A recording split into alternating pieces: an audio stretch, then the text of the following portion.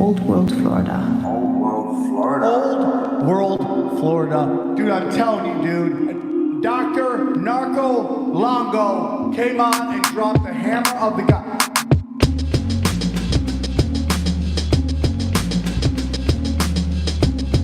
America's mother, daughter of Atlantis. God sent the Weatherland. The devil sent the Spanish. Florida is Eden, the fountain of youth. Kali is deception. So Florida is the truth.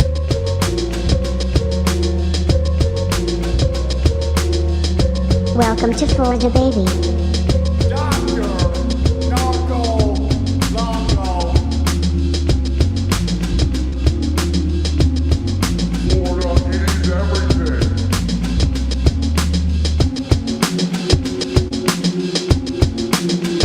There's too much truth bombs being dropped.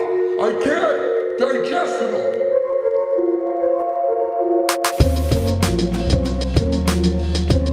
Old World, Florida.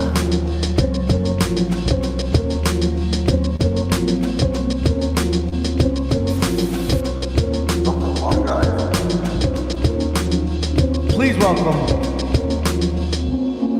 Dr. Narco Longo.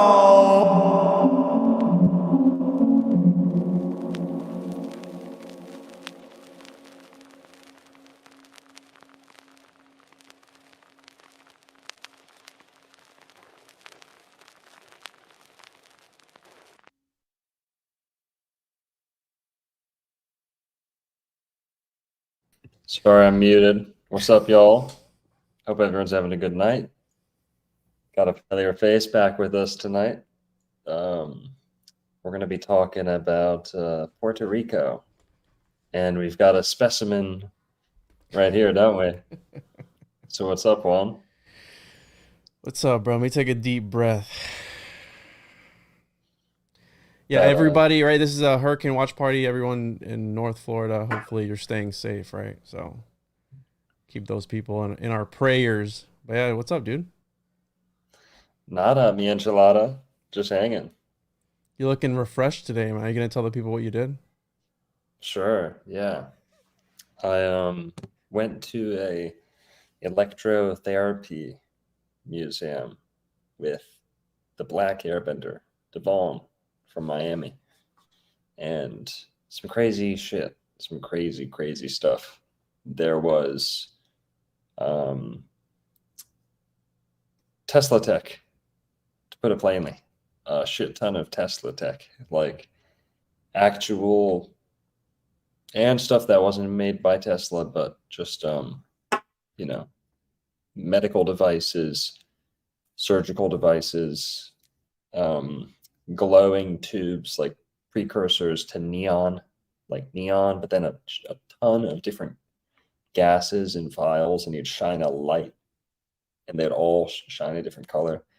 We'd bring the electricity close and we'd touch the thing and our hair stood up, and some real deal stuff, not like your carnival or science fair electric experiment. This was legit.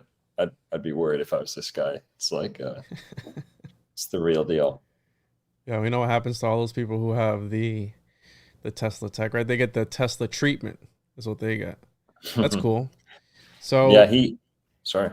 No, go ahead. I was gonna say he actually is kind of critical of Tesla, the guy who runs it, Jeff.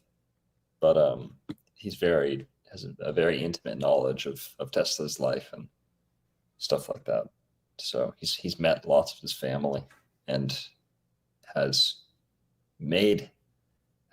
received direct patents and things that have touched Tesla's hands. He has many of instruments, and yeah, so it'll all be in a video. We filmed some really cool stuff today. That's crazy, bro. That's the guy you had on the other day, right? No, that's Devon. We who was with me, because he's doing that like today. Modern equipment, modern modalities and innovations, music, and there's a violin player, but he was doing electropuncture. I don't know if that's what he calls it, but acupuncture points, and then the acupuncture points had electric arcs, like plasma guns, shooting direct sparks into the needle. And It works. I know I people who've done filmed, it. yeah, I filmed all this shit. It's crazy. You'll all see it soon. Awesome. So where do you want to start with this, bro? Because I know you stumbled across some very important information, and you immediately hit me up, and Mm-hmm. I don't know, I think I debunked it, but I guess we'll leave that up to the people. But Mm-hmm. let me pull up my screen here real quick. Didn't you have a video you wanted to play? Not to start off or anything, but I've got some videos. Yeah. So obviously, according to the title, we're going to be talking about Puerto Rico.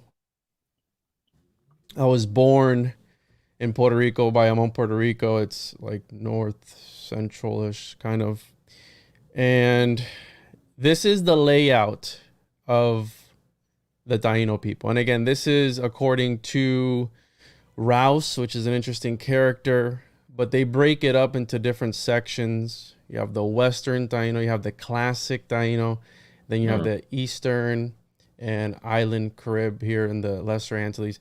So again, this is according to him. We have the Bahamas, and let me go here. So this is the OG guy that has written about the Tainos, and this book, for those that want to dig deeper, because obviously we're gonna try and dig as deep as we can today, but we're gonna be scratching the surface. Obviously, it's a whole culture, it's a whole peoples, and so for people who want to dig deeper, this is on archive.org, I believe. Irving Rouse, the Tainos, a rise and decline of the people who greeted Columbus. Now, what's interesting about this Benjamin Irving Rouse guy was that he was American archaeologist at Yale, right? He's best, and it's something about Yale and the discovery of these places. And the one that comes to mind first, because the episode I released this week was to do with Skull and Bones, was Machu Picchu, where supposedly one of the guys from Yale, I think he was a Skull and Bones member, also discovered Machu Picchu. And then there was a whole controversy that they were taking artifacts and all these different things. But again, this guy is best known for his work in the Greater and Lesser Antilles of the Caribbean, especially in Haiti. He conducted field work in Florida and Venezuela, and he made major contributions to the development of archaeological theory with a special emphasis on taxonomy. And at first when I saw that, I thought it said taxidermy. So I was like, oh, Skull and Bones, right? And then I put here, I wonder if Skull and Bones was just practicing a form of taxidermy or just necromancy, right? So his son, right, just happened to be he worked for Barack Obama. I'm sure that's just a coincidence, but speaking of lizard people, I'm going to give the people what they want now, Narco. Okay. And you know what please do. You know what they're here for. Because last time you and I got together, I talked about the squallies of the Florida Everglades, and there was some viral posts after we had gotten off about pig people. So speaking of reptilians, I'm gonna start cooking with gas right off the bat. We're gonna talk about the Chupacabra, right? Speaking of government reptilian experiments gone wrong, who knows, right? This is 1995. Madeline Tolentino, I think, was the original lady, and the Chupacabra, right? Is this? I watched it as a kid. Give me 1 second. I watched it as a kid evolve. It went from this reptilian type of thing, alien with spikes down its back, to this dog with mange, apparently, right? Because when it first popped off, I was hearing stories as a kid about this thing, bro, reaching into people's houses, trying to grab their arms.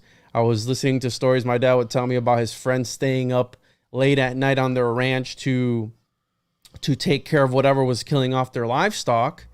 And supposedly it's been debunked, but right, goat sucker, Chupacabra. So you have Chupa sucks, Cabra's goats. And allegedly, when it attacks, it leaves 2 puncture wounds.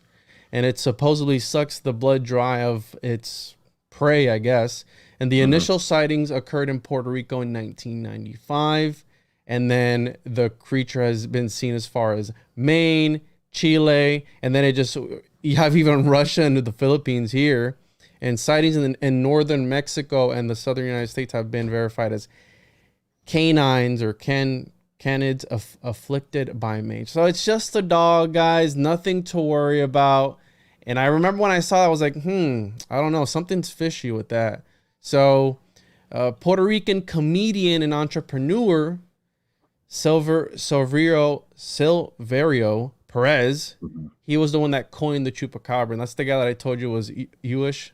So I think he has some Jewish origin. So I don't know if that's true or not. But in 1975, there was a series of livestock killings in the small town of Moca, Puerto Rico. And they attributed to El Vampiro de Moca. So the vampire of Moca. And I didn't even know this when I first started looking into it, that they were supposedly committed by a satanic cult. That was because the whole cattle mutilation thing, that whole phenomenon is very bizarre, right? The cattle being mutilated, the animals don't touch it afterwards. And I know you did your video on aliens being fake and gay, but something's up, bro, where they're doing something with this. Crop circles are a really weird phenomenon too. So there's just it's full of strangeness. And so they blamed it on a satanic cult in the area. And then more killings were reported later on around the island. Many farm animals were losing their lives. And each animal was reported to have had its body bled dry through a series of small circular incisions. And the first reported attack, eventually attributed to the actual Chupacabra, occurred in March 1995. 8 sheep were discovered dead in Puerto Rico, each with 3 puncture wounds in the chest area and reportedly completely drained of blood.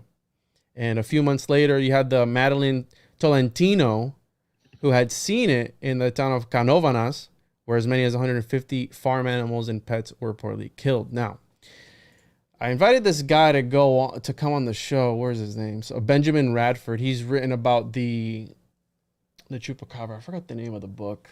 It's like Revealing Chupacabra or something like that.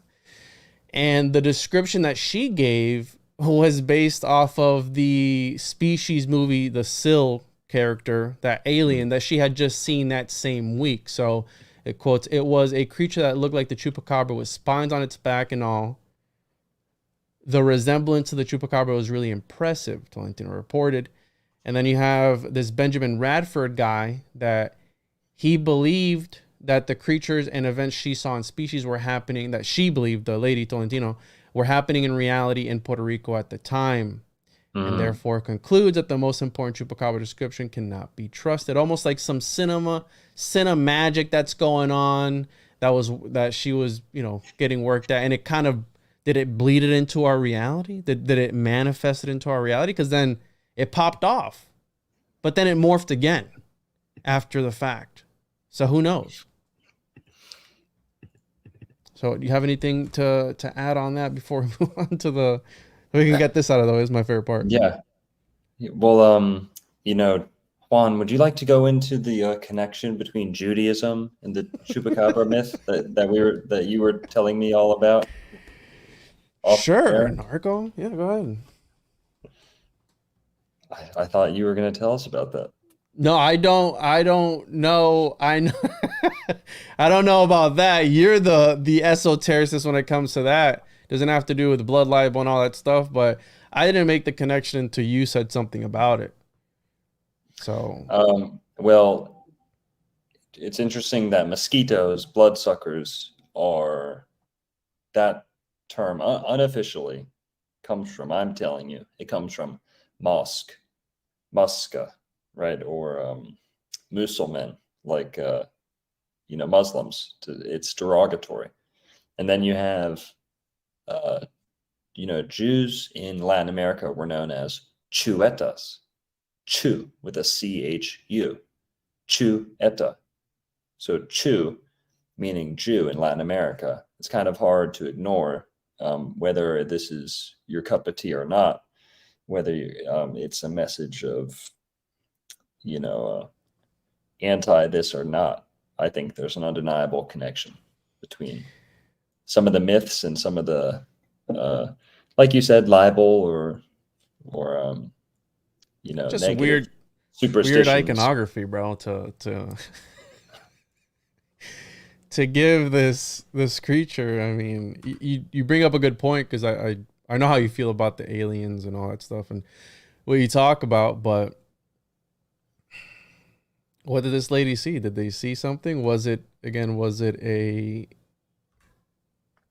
a satanic cult, or was it something else that was going on? Because again, the guy, let me confirm that the guy is of Jewish origins. All right. Hey, Juan, what do you have to say to this? To Pancho, Chupacabras is our Mexican cryptid. Find your own Mexican fairy tales. Well, it seems that the Chupacabra is it not what you were saying, that it has its origin in Puerto Rico, or are there similar myths already present?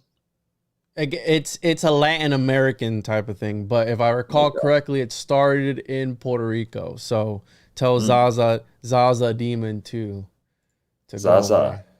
Yeah, that's Zaza. I know who that is. Yeah. Let's see here. So the Perez are Sephardi Jewish and Anusim origin. That's an interesting thing to put here about this guy. Let me see if I can share this. Can you see this? Yeah. There you go. Right here. Nice. So the Perez is the oldest of 11 children. Sarah Perez Rosado, Victorina Figueroa, Amador. The Perez are this thing. I've never heard about this. So Sephardic Jewish. Huh. Again, just something to point out. I'm just saying, okay?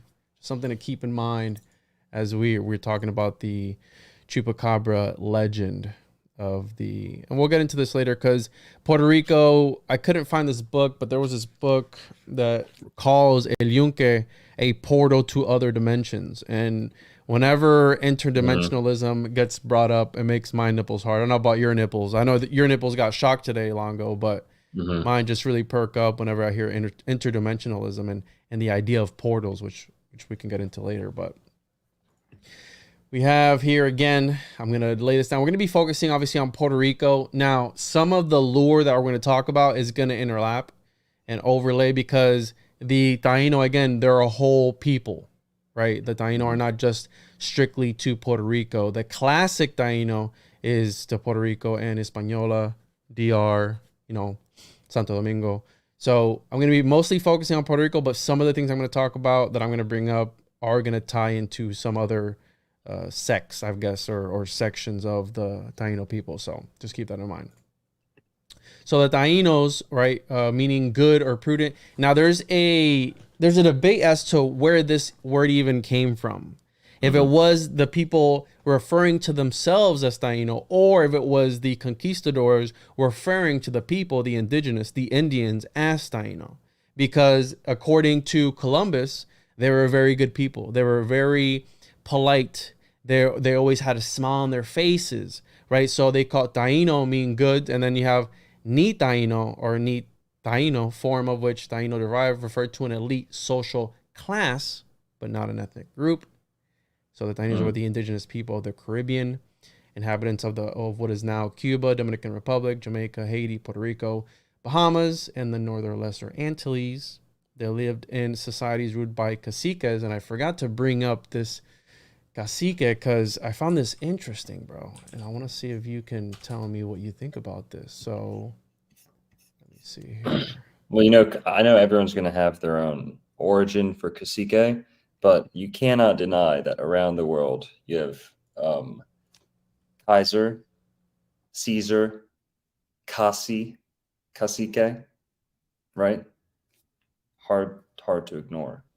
Cacique, Kaiser, Caesar, Tsar with a CZAR, but and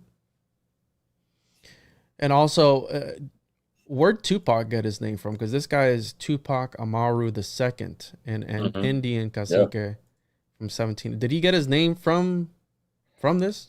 I don't know, but have you ever seen that meme of, I'm sure, I mean, probably most people in like the Aboriginal community will certainly say that he has the same lineage going back and the same type of names, whether it's Mexican heritage or just, you know, Black Aboriginal American. They show there's a picture of him with a medallion or a chain, very, very similar to what the other guy is wearing, Amaru. So See if I can find it here. Yeah, I found it, I think. So you talking about this? This thing? yeah, Here? I think so. Oh yeah, Tupac Amaru and Tupac Shakur. So yeah, of course. Again, I found it. I didn't know. I did find that interesting when I stumbled across that while looking up the caciques. And so you have the matrilineal system of kinship inheritance, and that's interesting because the Timucua were also matrilineal. So the woman controlled of the line pretty much, and the idea of sacrificing your firstborn child, the male, is actually incorrect when it would come to the Timucua, because they would, if anything, they would sacrifice the firstborn daughter, because she would determine. They literally, depending on who would die and pass on in their lineage, would shift the relationship of the family itself. Like quite literally would shift. So if you were a brother now, you know, you and I are brothers, if the depending on who died in the family, it would shift that, and we would no longer be brothers, right? So when somebody would die, the mother would become almost like this ancestor, so outside of the family. So that's why you hear about like the, you know, hooking up with the mom and stuff like that, because they would stop being their family, like their blood family. They would move on to like this different layer, you know, and almost like on another dimension, because they would, you know, be like an ancestor to them. It's weird again, but I found that interesting because they're also matrilineal of kinship and inheritance. Now, many Puerto Ricans and Cubans and Dominicans have mitochondrial DNA, showing that they're descendants through the direct female line. Now,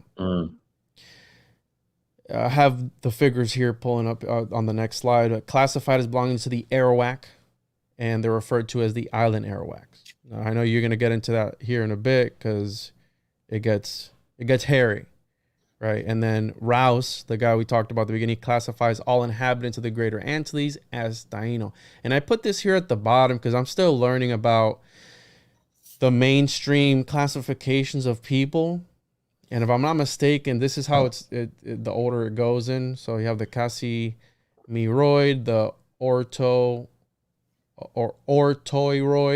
Saladoid, and then the Taino. So you have the pre-Columbian, the first wave of people, the second wave, et cetera, et cetera. And the Taino are this Columbian era, I guess, because again, there's the debate as to who started even calling them Taino. Did they refer to themselves as that, or were they being labeled as such by the conquistadors? And I mean, obviously we can get into that later. So a large portion of the current populations have Taino ancestry. 61% of Puerto Ricans, up to 30% Dominicans, and 33% of Cubans have mitochondrial DNA. Now, the kicker is that it's 61% mitochondrial, and I saw, again, 0 to 1% Y chromosome, which is the paternal ancestry. So on the father's side, it's 0 to 1%.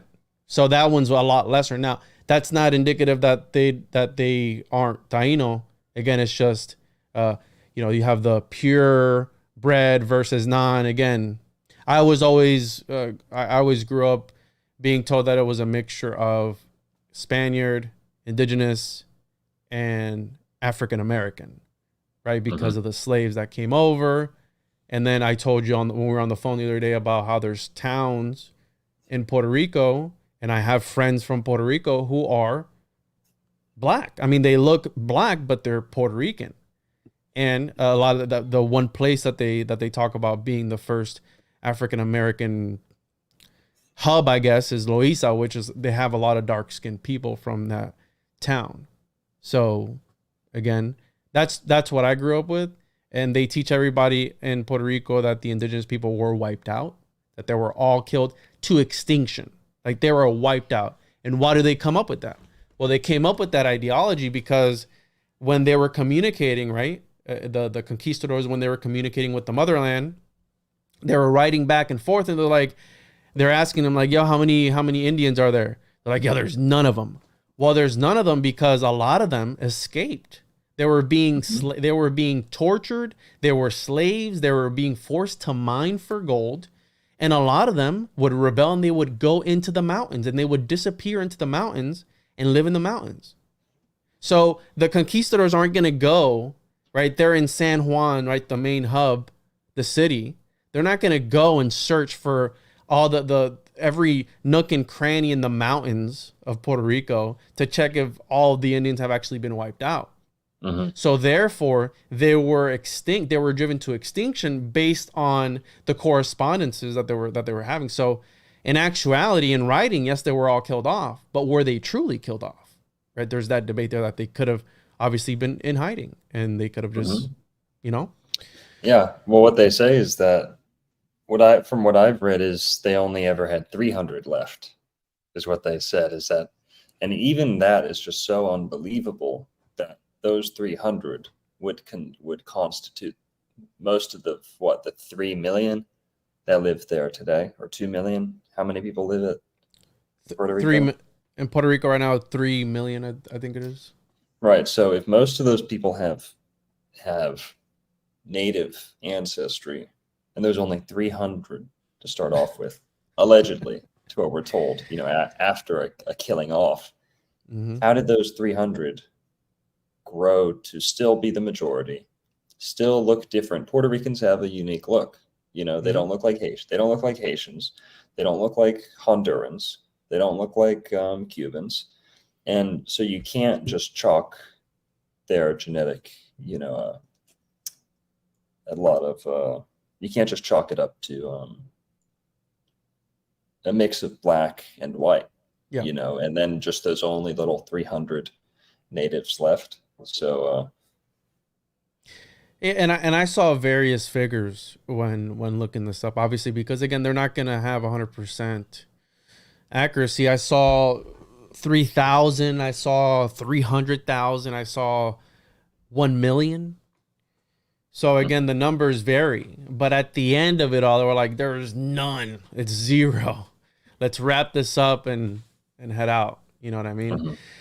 But I agree with you. I don't think that they were all wiped out, and the ones that did escape, because they were even driven to suicide because of how bad the situation was, that they were being forced to work. They were tortured again, and a lot of them were just killed off. So just interesting that they teach us that no, they're extinct. Okay. Yeah. So Puerto Rico, la isla del encanto, so the island of enchantment, right? And the original name was Borinquen, which is Borinquen. It's the indigenous Taino name, which again, it supposedly means the land of the valiant Lord. Puerto Rico means rich port. Boricua, or I've never used this one, Borincano, used to identify somebody of Puerto Rican heritage. And Columbus, right, named the island San Juan Bautista in honor of none other than St. John the Baptist. Right? Out of all the saints he could have picked, he picked St. John. So eventually, the entire island was named Puerto Rico, and San Juan became the capital, was the main trading and shipping port hub. And it was acquired as a U.S. Commonwealth in 1898 after the Spanish-American War. And the name was changed to Puerto Rico in 1898 after the United States, after the Treaty of Paris of 1898. So now this is I'm going to go ahead and mute you while you brush your teeth there. No, people love that shit. So we have one of the things I really enjoy doing when I'm researching really anything, especially if it's a people's or religion or cosmology, I like to look into the story of creation. And I really enjoyed the story of creation of the Taino people. I had never looked into it before because, again, I was born and raised Pentecostal Christian, which is also a Puerto Rican thing. And I was never taught about, right, anything else is considered witchcraft, demonic, paganism isn't really looked in a good light. So reading about the Taino story of creation, it's a very alchemical, it's very beautiful, and there's various versions of it again, because there's the Taino people are such a vast people, right? Cover the Caribbean. So I'm gonna cover like the main ones, and this is El Yunque, this is the peak, which is the throne of one of the gods, of the sleeping giant, right? The land of the white, I forget what they call it, but land of the white because of the clouds here. And this is, I've always seen people get tattoos of Puerto Rican symbols, and I never knew what they signified, to be honest with you. I always see people getting this one, and I've seen like my cousin or my stepsister has this one or this one of these, but they're from petroglyphs of the Taino people. And this is some of them here. And then we're going to talk about these zemis or semis here. And right, hurricane, this is also part of the Taino cosmology, right? Because in the Caribbean, and right now we have a hurricane that's like about to hit Florida. So in the beginning, there was only Atabe or Atabi who created the heavens. However, there was still a void where nothingness prevailed. The heavens were inactive. Go ahead. Bro, sorry. I don't know if you're gonna get into this. It's the first time I'm hearing this guy, so I'm reacting with you. Atabe. Okay, number one, our Moorish friends are gonna have a field day with be as a suffix. Okay, but Ata, that's Adam. That's Atum. All is Atum. That's so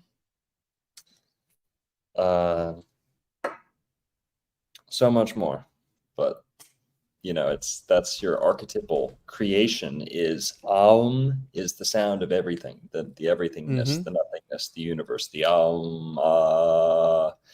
That is kind of the sludge, the primordial sludge, right? Internalized in terms of creation. T is the most masculine consonant in every language, no matter what.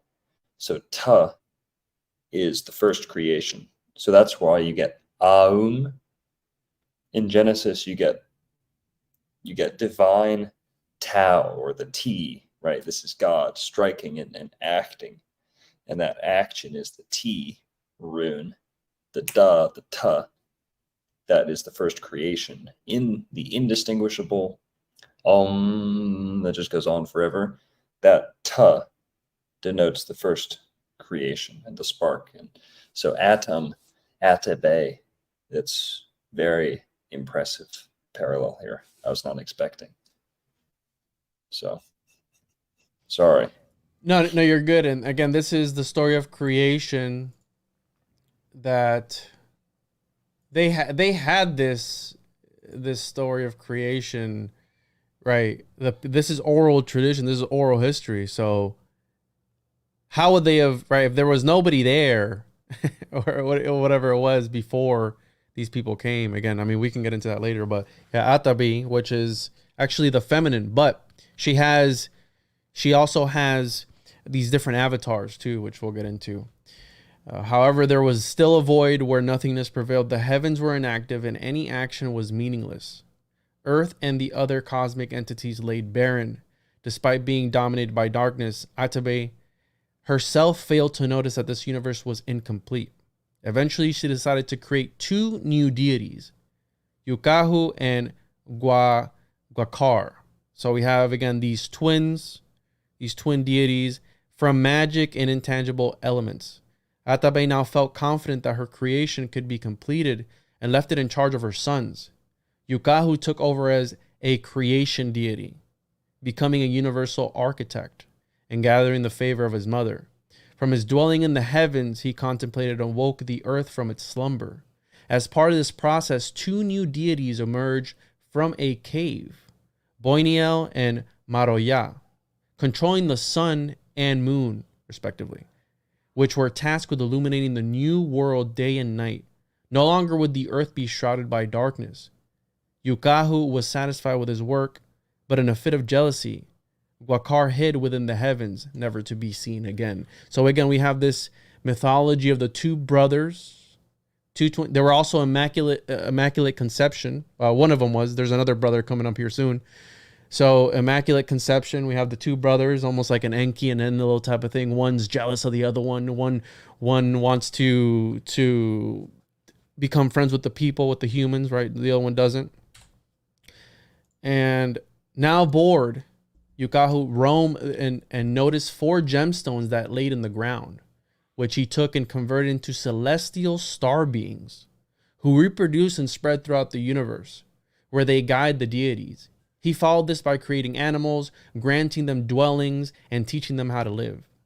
Yukahu then had a revelation, believing that something else should complete his creation.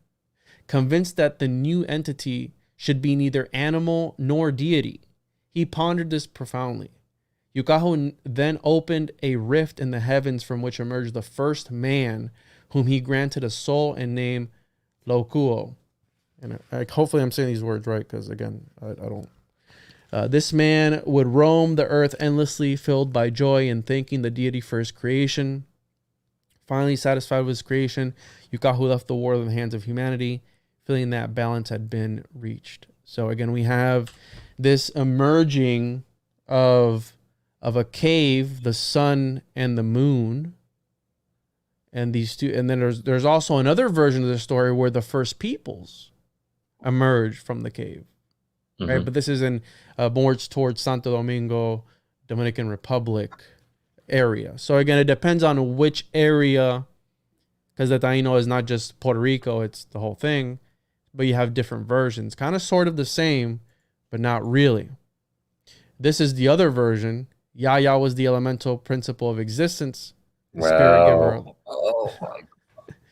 So this is one of my favorites because this one's really cool. He expelled his son Yayael, who intended to kill him. So you got this Saturnian, right? The son trying to kill the father.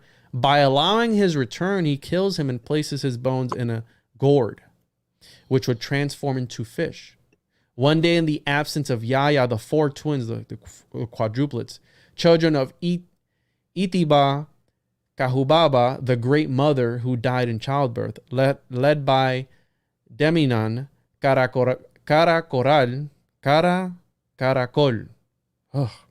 They break into his house, right? In one of the versions, they break into his house. They take the gourd, and as they're about to grab it, the gourd falls. And then when the gourd falls, it breaks open and existence comes pouring out. And then the entire world and reality is created, right? So you have to eat the fish, the gourd falls, the water spills, the sea is born on the earth. And another moment, Daminan Caracol and his brother steal the fire. Again, this Promethean fire, right? The Cohoba ritual, which we'll talk about later, and the Kasabi from Bayamanako, Lord of Fire, and Bayamanako shoots Deneman in the back. The wound grows, and then the wound is growing on his back. So he's got like this blister on his back, and apparently in one of the versions he spits tobacco on his back. Right, he spits some tobacco on his back, and he starts to grow this wart. And all the brothers circle around the wart, and they cut open the wart, and a turtle comes out.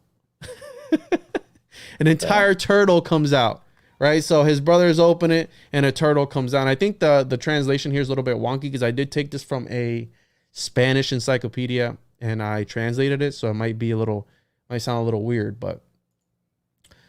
So to the island of Haiti, later called Espanol, the Tainos conceived it as a large woman's body.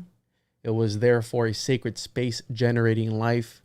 On the east side was the divine snake cave. And this is one of the caves where, again, the first life emerged from.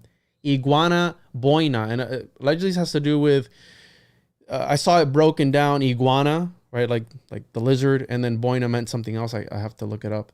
Where the sun came out. Can we go back to the last slide? Yeah, stop, bro. Stop me at whatever point in time, because I'm just gonna Gonna keep Dude, going if for you don't. sure. Which one do you want to go to? Yeah. Here, hang on. I'm trying to pull up this book by Minnie Moore. Yeah, basically, I want to touch on Yaya. How Yaya is.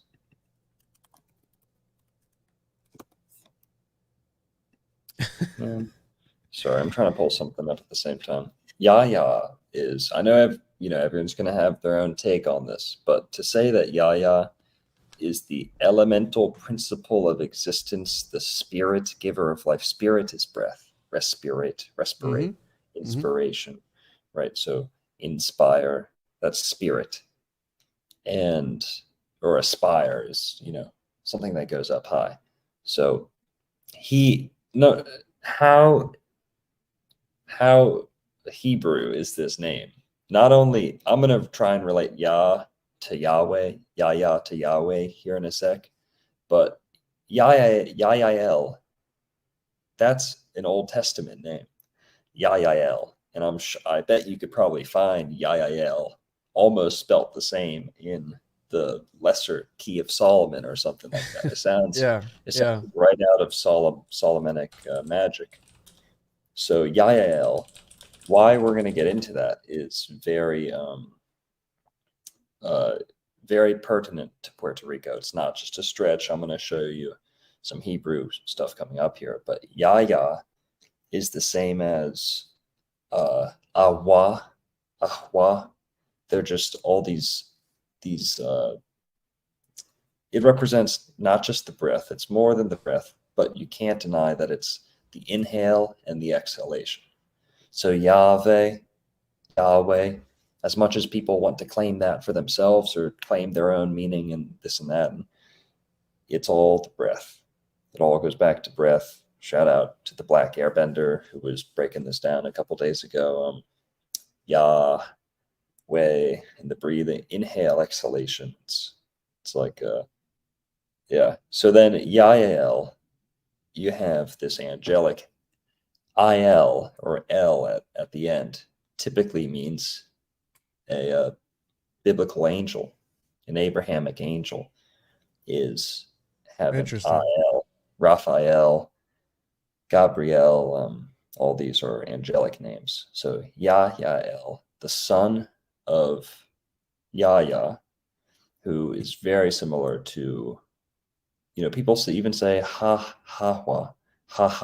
There's all these different names for the everythingness, the breath of life. So Yahweh, what I was looking for was the Seminoles of Florida were doing the same thing. I mean, it's not unique. So all the tribes of the Americas had some form of this Abrahamic. I want to add to Longo, some of the spellings changed too, by the way, from the different accounts that I saw. Some of the spellings were different. So if I have a certain spelling, again, if people are commenting like, oh, so-and-so is the actual main deity, again, I'm taking it based off of whatever was, my sources. One of them was an encyclopedia, and I had to translate it. So just keep that in mind, that some of the spellings do change. Right. And in Spanish, or, all the different dialects around the Caribbean, a Y can be a J, or it can be a ya, or it can be a h sometimes too. And they tweaked it a little bit. The Seminoles were saying it Yahweh. So they would chant that over and over, but it's all the same. So yeah, we see the right Yahweh, and we see the stealing of the fire here, almost like a Promethean type of thing. And caracol, which caracol means shell too. Deminan, so it's like a demon shell, right? Seashell. I don't know. We have here the iguana bona, where the sun came out. Next to it were Boinayel and Marohu. The three were considered deities of good weather and fertilizing rain. Their counterparts were the three other divinities, those of bad weather and hurricanes. And we have Guabansek, Guatauba, and Cotricui. Again, I'm butchering these, but and these are some of these. This one in particular is Atabe's like different avatar. So she's considered the nurturing mother, and this is the unnurturing, the violent side. So again, you have this trinity. She's the preserver, the creator, and the destroyer all in one. So again, you have the trinity there. The center of the universe was Cauta mountain, and there were 2 caves on it. And from the Casiba Hagua cave, the first humans would come out and society would begin. And the 3rd cave to the west was called Koyabe, and the Lord of the Dead ruled there. So you have this cave, almost Tartaria, right? Not Tartaria, Tartarus, right? It's beneath, low, hell, Helsinki, whatever you want to call it. So again, in the cave, in the ground, underground.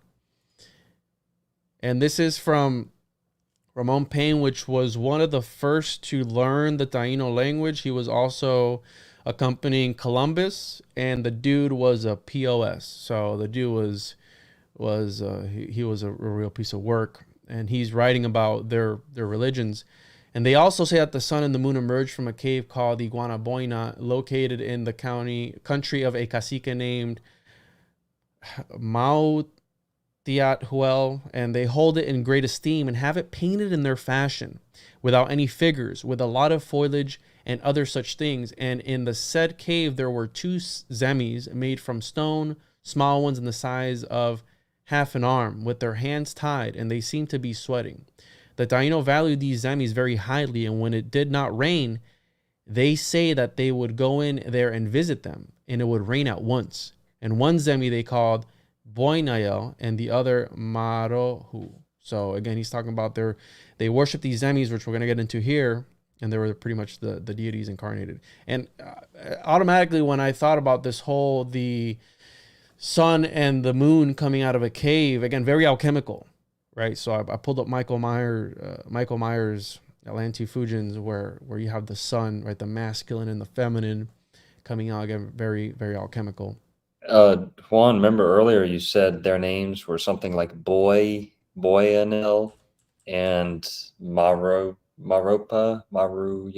or something like that? The sun and the moon? Boinael and Maroya. Okay, Boinael, that's boy. Maroya, that's somewhat of a Mary. You know, you can't do away with those. Those are sun and moon correspondingly, right? Boy, yes, respectively. The sun. Maroya, that's essentially Maria, Mary. But yeah, and Boinael, even L is a masculine suffix. Yeah. So yeah. But let's go back to that. Also about iguana. Iguana meaning lizard, and this kind of center point is almost the same correlation between Yggdrasil, or the dragon or the serpent in the tree at the center of everything at the North Pole. Except this one's a cave, so the snake cave. Iguana boina, so yes. Iguana boy, so iguana man, reptilian. Boom, we got it. Well, Yggdrasil is lizard backwards, so it's not even dragon. Yggdrasil is lizard egg backwards. Shout out to Slick Dissident, right? Yes, that is him. Shout out to him. Yeah. Yeah, Slick is great. He always comes up with some fire. But yeah, really interesting. And in iguana, which is again a lizard found on the island, would make sense, right? In the Caribbean, the iguanas are everywhere. Right. Do you want to add anything else? No, that's it. All right. So again, we have this Michael Myers Atlantean Fusions, I think is how you say it. The Atabe. And these are some petroglyphs from Puerto Rico. One of the most important, Atabe, ancestral mother, and one of the 2 supreme ancestral spirits. She defines prime matter and all that is tangible or material, and has several manifestations. So again, what I was telling you, these different avatars: nurturing, maternal, spirit of love, and the violent. So you have the preserver, the creator, and the destroyer. Mother of storms, volcanoes, and earthquakes. and worshipped as a Zemi, and we'll get into Zemis here in a second. The embodiment of nature and ancestral spirit of fresh water and fertility. Female entity who represents the earth spirit and the spirit of all horizontal water, lakes, streams, and sea, and marine tides, which will make sense, right? Because it's an island, so there's a lot of water on islands. And this is another picture of her there. I think there's I want to say it's Marvel. They have a whole like Puerto Rican series where they paint all the Taino gods as like comic book characters. It's really cool. So women prayed to her for safe childbirth. She conceives twin sons without intercourse. So again, this immaculate conception. The Yukahu and Guacar, also the mother of Yayael, married to Yaya. Later, they kill Yayael for trying to kill Yaya, the father, and I put Saturnian or chronosphere. And then I have here, let's see if I can pull this up. Again, mind you that there's different versions of these gods. So I found this slideshow online where it breaks everything down and it shows the little zemis of each of the gods. And when I'm thinking of Yaya, I'm thinking of like the Sumerian fish-headed men, right? You have that whole thing. The Zozimo, the Zozimos. Enki and Enlil. One of them's a fish guy. Yeah. The Nomos, not the Zozimos. The Nomo people of the African tribe, the West, is it Mali? Anyways, where they come out of the water, again, these extraterrestrial beings. Itiba. So you have these different iterations, and they add more on to, this is the other guy. They add more on, but again, some of them are part of the other Tainos cosmology. So, and these are all Zemis, which we're going to get into here in a second, but I just wanted to bring this up because I thought that was important. And I think there's like, I forget how many there are, but there's a bunch here. And Atabi Bay is here, so the mother. And then you have this guy, which this is his full name, which I'll break down here in a second. So again, just very interesting. Here's her hurricane form. This is her other avatar, her hurricane form.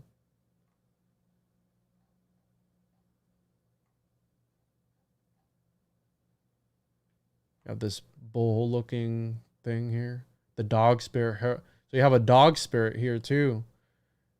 And he goes into the forest. So who's the dog in Egyptian mythology? Isn't there a dog? Is it do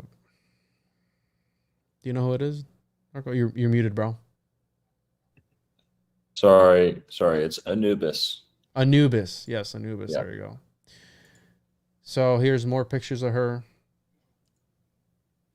And so we have Yukahu, and his full name is Yukahu Bagua Maro Koti. Bagua. Yeah, Bagua. And this is what based on my research, what I found. So Yukahu is the giver of cassava or yuca, which is the Taino's main source of food, or their main crop. And my great grandma, she just turned 90, and these old people in Puerto Rico, and I had a grandma of mine that lived up to, she was 114, one of my grandmas. She lived to 114. Yeah. She got to the point where she wanted to die. She's like, just take me, because I'm tired of this. But she lived till 114. And my great grandma on my father's side, she just turned 90. And we always ask her, like, what do you her health is amazing. She's still, right? Her mind is clear. She can walk around. She lives in an apartment by herself, like at the bottom floor of my grandma's house, but still lives by herself. She's independent, right? She's good. And they would eat a lot of yuca, a lot of the indigenous like roots that they have. So yes. Batata, which is like potatoes and stuff like that, and they would eat that a lot. So she's like, I attribute my good health to eating, right, this main crop. And maybe, again, I didn't get into the lifespans of these caciques, but who knows, right? These people were also great warriors, so I don't know if that has anything to do with these sometimes long lifespans of these indigenous people, right, that we've heard about. You know what I mean? So Oh, they exist. They exist, all right. Long-lived people in the Gulf of Mexico and Caribbean, hundreds of years. yeah, and the Temuco, I think I saw you post something recently where you were talking about how they live for like over 100 years. What, dude? The first time I ever talked to you, we were talking about the Temuco and how they live like 350 years. It was like a year ago, though. It's okay. Yeah, it's been a bit. Who knows? But Bagua, Bagua, right there.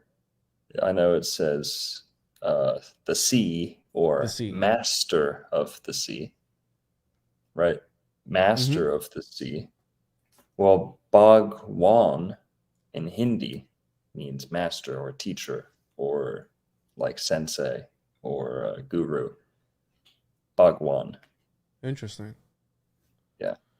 So this is one of their main guys. This was the creator, like almost like their Yal the Bayoth or whatever. And he's always portrayed as this triangle 3-point little Zemi there. And so we have the giver of cassava or yucca, Bagua the sea or master of the sea, and then Mao Rokoti implies that he was immaculately concepted. So again, they have this divine intervention, right? Masculine spirit of fertility, agriculture. You mean Mary Coty, Mary the Virgin, Yeah. Maori, Mary. Come on. Masculine spirit of fertility, agriculture, peace, tranquility, and goodness. The supreme deity or Zemi, along with his mother Atave, also known as El Gigante Dormido or Sleeping Giant. And this is where El Yunque, the peak, is his dwelling or throne. So the peak of El Yunque, which is the rainforest in Puerto Rico. And I was going to ask you because one of the interesting facts about El Yunque is that there's like no change in its weather all year long. Is that anything? Do we have any information on, right? Because you always talk about the Garden of Eden. Is there any information as to the weather patterns of the Garden of Eden? Is it a place where it's always the same, right? This paradise. Like, what are your thoughts on that? So in the Bible, in the Old Testament, according to the Abrahamic religions, there was complete paradise. It's implied that it's subtropical because there was fruit abundant, enough to subsist off of. They didn't even eat the leaves, really. It was fruit and herb bearing seed. So lots of big fruit and places where lots of herbs and things could grow year round. They had no need for fire. They had no need for clothing. That is clearly laid out too, because they didn't get clothing until after, and they didn't start using fire until after. So if we go outside of that, also, according to the Bach saga, according to oral traditions, many different ones, the whole world was paradise, tropical, like a twilight, according to some, different accounts. But there was more of a stability in terms of seasons, and the weather was not out to kill you. And whether this is just a concept of paradise or whether it was an actual temporal, time and place, who knows? But even in the Jurassic period, the dinosaur people will tell you 60 million years ago, oh yeah, the whole world was tropical with mangoes the size of footballs or basketballs. So I do have something about El Yunque. I've got a good video on it. If we're going to come back to it, I can save it for later. But it's so yeah, I think I'll check here. So El Yunque, right, the peak, dwelling, throne. Taino referred to the peak as Yuque, or the white lands, in reference to the thick clouds. And the mountain range, there's always a joke in Puerto Rico where they're like, oh no, the Yunque is going to break up the hurricane. Nothing's going to happen here. The Yunque is always going to protect us. So they have like this mythological sort of connection. You have the god, right? Like, who's the god on the top of Mount Olympus? The Greeks, right?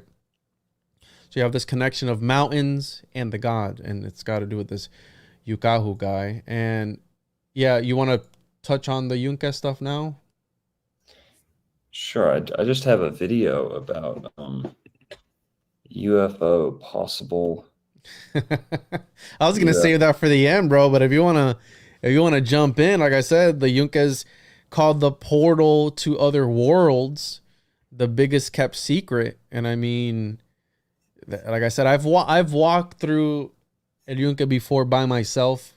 I wasn't abducted, but there's definitely like like an eerie feel to it. Almost like, again, like the Everglades, these open areas of nature and just open land. Obviously you're in a forest, but I've walked up the Yunque by myself before in the rain, so it's an interesting place.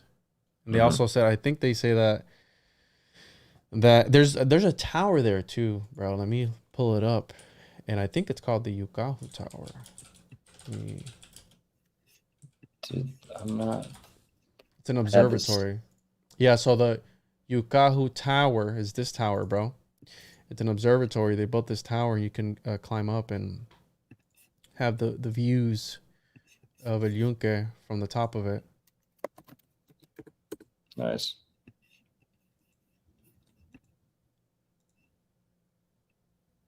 Shelia, you hear about the pyramids? The pyramids in Puerto Rico. Okay, well, hang on. Is Yunque? I mean, Yunque could go back to Jupiter, because young comes from Jupiter. You goes back to Jupiter. Means youthful vigor is the Proto-Indo-European root of you, and you get Jupiter, Jove, rejuvenate, and so I don't know. I'd have to dig deeper into that. I'm gonna try and pull up this video of the aliens. And they say it comes from, right, the word Yunque, meaning anvil. And the reason they talk about it is because the peak has a weird shape to it. And Yuk, possibly meaning white land. Luquillo, which is the name of the place there. Yukiyu, another name for the spirit deity. So again, these deities, these zemis, have different names to them. And it's not just one name. And what I love about Spanish, it's phonetic. So how it sounds is how you say it. How it looks is how you say it, and how you say it is how you spell it. So it's, again, and mind you, the Taino didn't have a written language, so a lot of it was oral tradition, and also they relied on these symbols, these petroglyphs, essentially.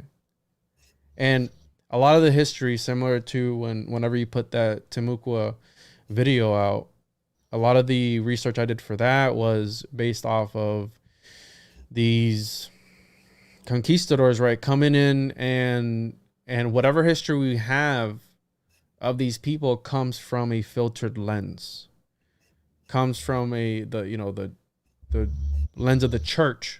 So we have to keep that in mind whenever we take this information, because and that's why we have to pay attention to the oral traditions of the people, because that's unfiltered. So whatever the people are saying, and whatever these our grandparents are passing down to us, that's usually a better source versus these academic books, because they're going to be biased, a lot of them. So just something to keep in mind. Yeah, that Can continue. I'm gonna do my best to find this video. So these zemis, and this is where my nipples really perked up, bro, because yeah, we're gonna go there now. Boink. They say that some of the influence that the Taino had was, again, from voodoo, from the Africans. Right? You had the slaves coming in, and a lot of the things that the voodoo they do is a lot of evocation of these deities, right? They invoke these deities, sometimes using themselves as the vessel. You see that a lot, or putting them in inanimate objects such as statues. And this is what these zemis are. Zemis are the ancestral spirits, gods, angels, kind of, sort of, right? These deities. And the Taino would invoke these deities into these figurines, and they would carry them around. So they again, these fetishes, they were carrying them around. They would invoke these deities, and each one had their own little zemi. So centered on the Taino spirituality centered on the worship of deities known as zemis.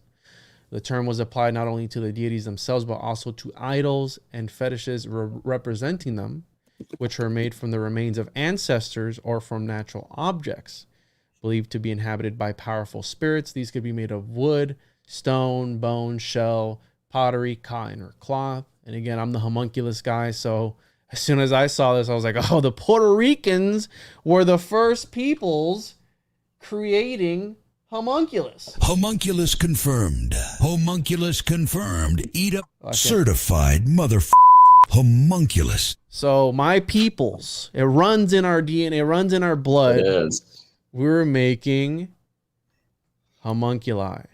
So the lesser semis include the spirits of ancestors, as well as the spirits that believe, right, these elementals, trees, rocks, other features of the landscapes. And another interesting part is that body parts, sometimes of the caciques or family members, would also be preserved as zemis. So what does that make you think of? Back again to Skull and Bones and these secret societies that take these beliefs and they use them for themselves, right, as a form of talisman to extract some sort of power from it. They would also decorate their pottery, ornaments, and other artifacts with the figures of zemis, and they would have them painted or tattooed on their bodies. And again, this would be for the shaman class, obviously. There was a certain class of people that would be the ones that were in charge with interacting with these zemis, invoking them, etc., etc. Now, there's a really interesting part coming up here. And this is Paines, or I was going to call him pene, which is penis in Spanish. So Paines, he writes, all the majority of the people have many zemis, gods of various sorts. They are made of stone and wood.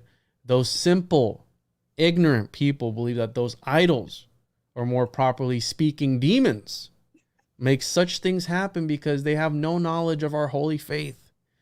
Of course, yes. So again, they treated the indigenous people very, very badly. It's very horrible. What you can read all about it. And again, they thought anything that was against them was heretical, demonic, paganism, needs to be cast out. These people needed to be saved. And a lot of the Taino people were very hesitant towards, and they resisted very strongly. Some of them would even starve themselves to death because they didn't want to follow these new rules or indoctrination. I don't know. So this cahoba stand is part of a ritual. Now, I don't know about you, bro, but I'd rather stub.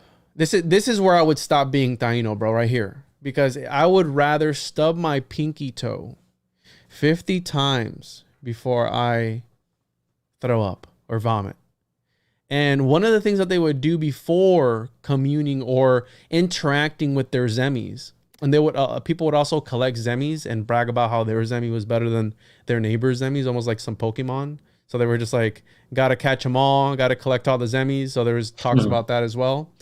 But before the owners would interact with these zemis, they would purify themselves by fasting or by inserting a stick in their throat to cause vomiting. So they had vomit spatulas, which I have pictures of, and they would invoke. Not one. That's actually why Juan genetically does not have a gag reflex, guys. This is how that gene was passed down through many generations down to Juan. Illuminati confirmed. Shout out to SB for that one. So yeah, I guess, bro. I don't know, maybe, but so they would insert these vomiting spatulas down at the bottom to purify their body from any contaminants. Again, these are what they did. So puking sticks. And then the party didn't stop there, because then they would take this snuff, this cohoba, in front of their zemi.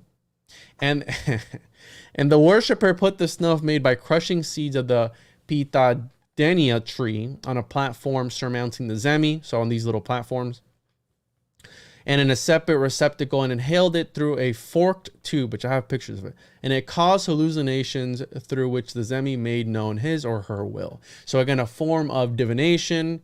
It goes back to the Timucua, where they were rubbing these certain herbs on their body, and you had the shaman who would sit in this sigil, this circle that he would put on the ground, and he would sit there, and his bones would crack, and he'd contort into different positions because he was being divinated to, or whatever, being invoked by a certain deity. So very interesting. And these are the vomit sticks or vomit spatulas. You have a very long thing. You insert it at the bottom of the back of the throat. Obviously, Longo, that would have no effect on Longo at all, right? He's like, I'm used to this. So he put in, and he goes here, espátula vómicas para el ritual de la cojoba. So vomit spatula, which it's really interesting. I mean, it's just, and then here I had to censor boy's cheek because he has some cheeks on him, but this is an illustration on these rituals that they would perform. Now, focus on the stick here, right? So you have both nostrils, baby. Send it.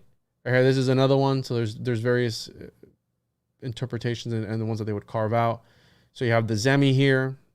Why has that guy got his legs behind his head? Bro. Is that what you guys do in Puerto Rico? It's a party, dog. Sounds like the Bach saga up in there. Yeah, it's a party.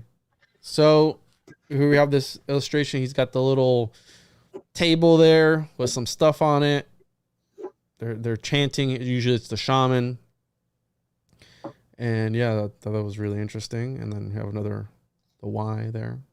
I know they had some nice pipes. The 100%, bro. Yeah. The Puerto Ricans, they were smoking for sure. 100%. I saw that.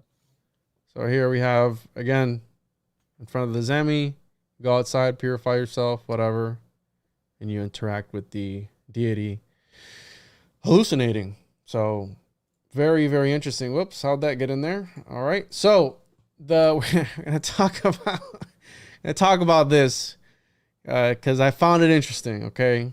Now, I'm not saying Puerto Ricans came from extraterrestrials, or did we? Right? Because we are the perfect specimen. We do have the perfect DNA. Have we gotten into that yet? Not yet, bro. But it was all done by the AI. The AI said that the closest relative to the perfect human is Puerto Rican. Again, I'm not. Yeah. That's not me. That's what the AI said. All right. Well, here we'll do the disclaimer here. Okay. This next part is super interesting, but you got to take it with a grain of salt that it's politically driven. These guys probably hate white people to some extent. Oh, dude. They make mention of the fact how if this were Irish, well, I'll let you. No. But Longo, it's pretty bad, bro. Like, I didn't look into it until like probably 30 minutes before we jumped on. Like, I was finishing up my notes. I'm like, let me take a couple more notes on this particular. And I was like, yeah, it's pretty bad. So here, anyways, and there's a reasoning why I put this here. Okay, it all makes sense here in a second. So let us stick to the legend of this stately Taino chief, Yuiza. In 1972, an artist from Loíza, which is that hub of the African that I told you about, had a vision in which Loíza came to her. She, Lolita Cuevas, painted her vision in the dark at 2 a.m. Loíza spoke to her and asked her to paint her, but said she would not return. This drawing now hangs in the city hall in Loíza. And this is by, I'd never heard of this lady before, Lolita Cuevas. And apparently she was a Puerto Rican-born singer and actress. And she did a lot of Caribbean song, Haitian folklore, Haitian music. And she had this vision where she had this, one of the few women caciques, according to the legend, this mythological Cacica, I guess how you would say it. Cacica is masculine, cacica. So, and this plays a role into the perfect DNA. But before we get there, I want to touch on La Cueva del Indio, because again, on this UFO alien talk, there's evidence at this particular cave and these petroglyphs, these carvings in particular, that point to supposedly UFO interference, alien interference in Puerto Rico, right? So these are some of the petroglyphs near Arecibo, Puerto Rico, which is also near the observatory, which is no longer there. It got wiped out and they took it down because of Hurricane Maria. And it was also in ruins too. They didn't ever keep it up. But Arecibo also had at one point the largest observatory, the largest telescope in the world at one point, right? For a while. And so shout out to these people, Jose Masas Rivera, and they took these pictures, but these are some carvings in this cave. And the ones that people say, oh, these are aliens, is these right here, because they look like little faces, which is interesting. But again, carvings from these peoples. You have to go down, and they're down here. And Puerto Rico's full of beautiful places. I mean, if you ever visit, bro, there's a lot of beautiful places in Puerto Rico. So, I guess the part with the perfect DNA is towards the end, because I get into the... So everyone keep this in mind. Keep this lady in mind. She'll come up here later. But I wanted to talk about the one of the oldest archaeological findings, dated back to, I think it's 2000 BC. Are you getting away from the UFO alien stuff? Yes. Okay. Yes. Yeah, Yes. I've got this video queued up. Go ahead.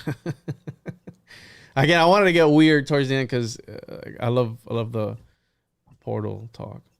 For sure. This is a video, guys, I came across a couple days ago, and I haven't even really watched it. I just threw in here because, you know, whatever. Check it out. So that's the OG ufologist of Puerto Rico. This is like the guy, like he found supposedly these structures off the coast of Puerto Rico and like these underground bases. Like the dude's like, he's the OG ufologist. And he's talking about how there's these people were seeing these lights in the sky, illuminating the sky, and that they believe that the government is occulting that UFOs and aliens have visited Puerto Rico on numerous occasions, which again, like I said, this is something that has gone on for a long time in Puerto Rico, and I've heard stories again, and the whole Chupacabra type of thing. He considers it some sort of actual entity created by, you know, whatever it is, like this crypto-terrestrial type of thing. Now, is it safe to say he's a Puerto Rican Alex Jones? I don't know if I'd say Alex Jones, but he's like the OG ufologist for sure. But I wouldn't call him Alex Alejandro Juanes. All right, let's keep going. Can you tell us what he's saying? Yeah.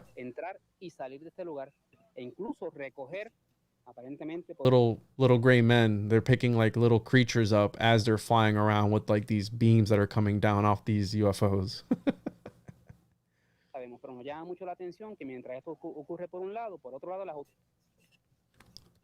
Do they say what that picture was, or do they just throw that in for like reference? They just throw it in there for the clicks, bro. That was the thumbnail. Okay, so they didn't try and claim that was like an actual picture taken of it. No. Okay, good. But yeah, these are stories. I've had people telling me stories too, and it gets surrounding El Yunque, that area that attracts these UFOs. And I mean, you see that in a lot of different places, you know, UFOs in mountains or forests, et cetera, et cetera. But yeah, that dude said it was a 3.5-foot being with little arms and little legs, and it was being illuminated. Oh man.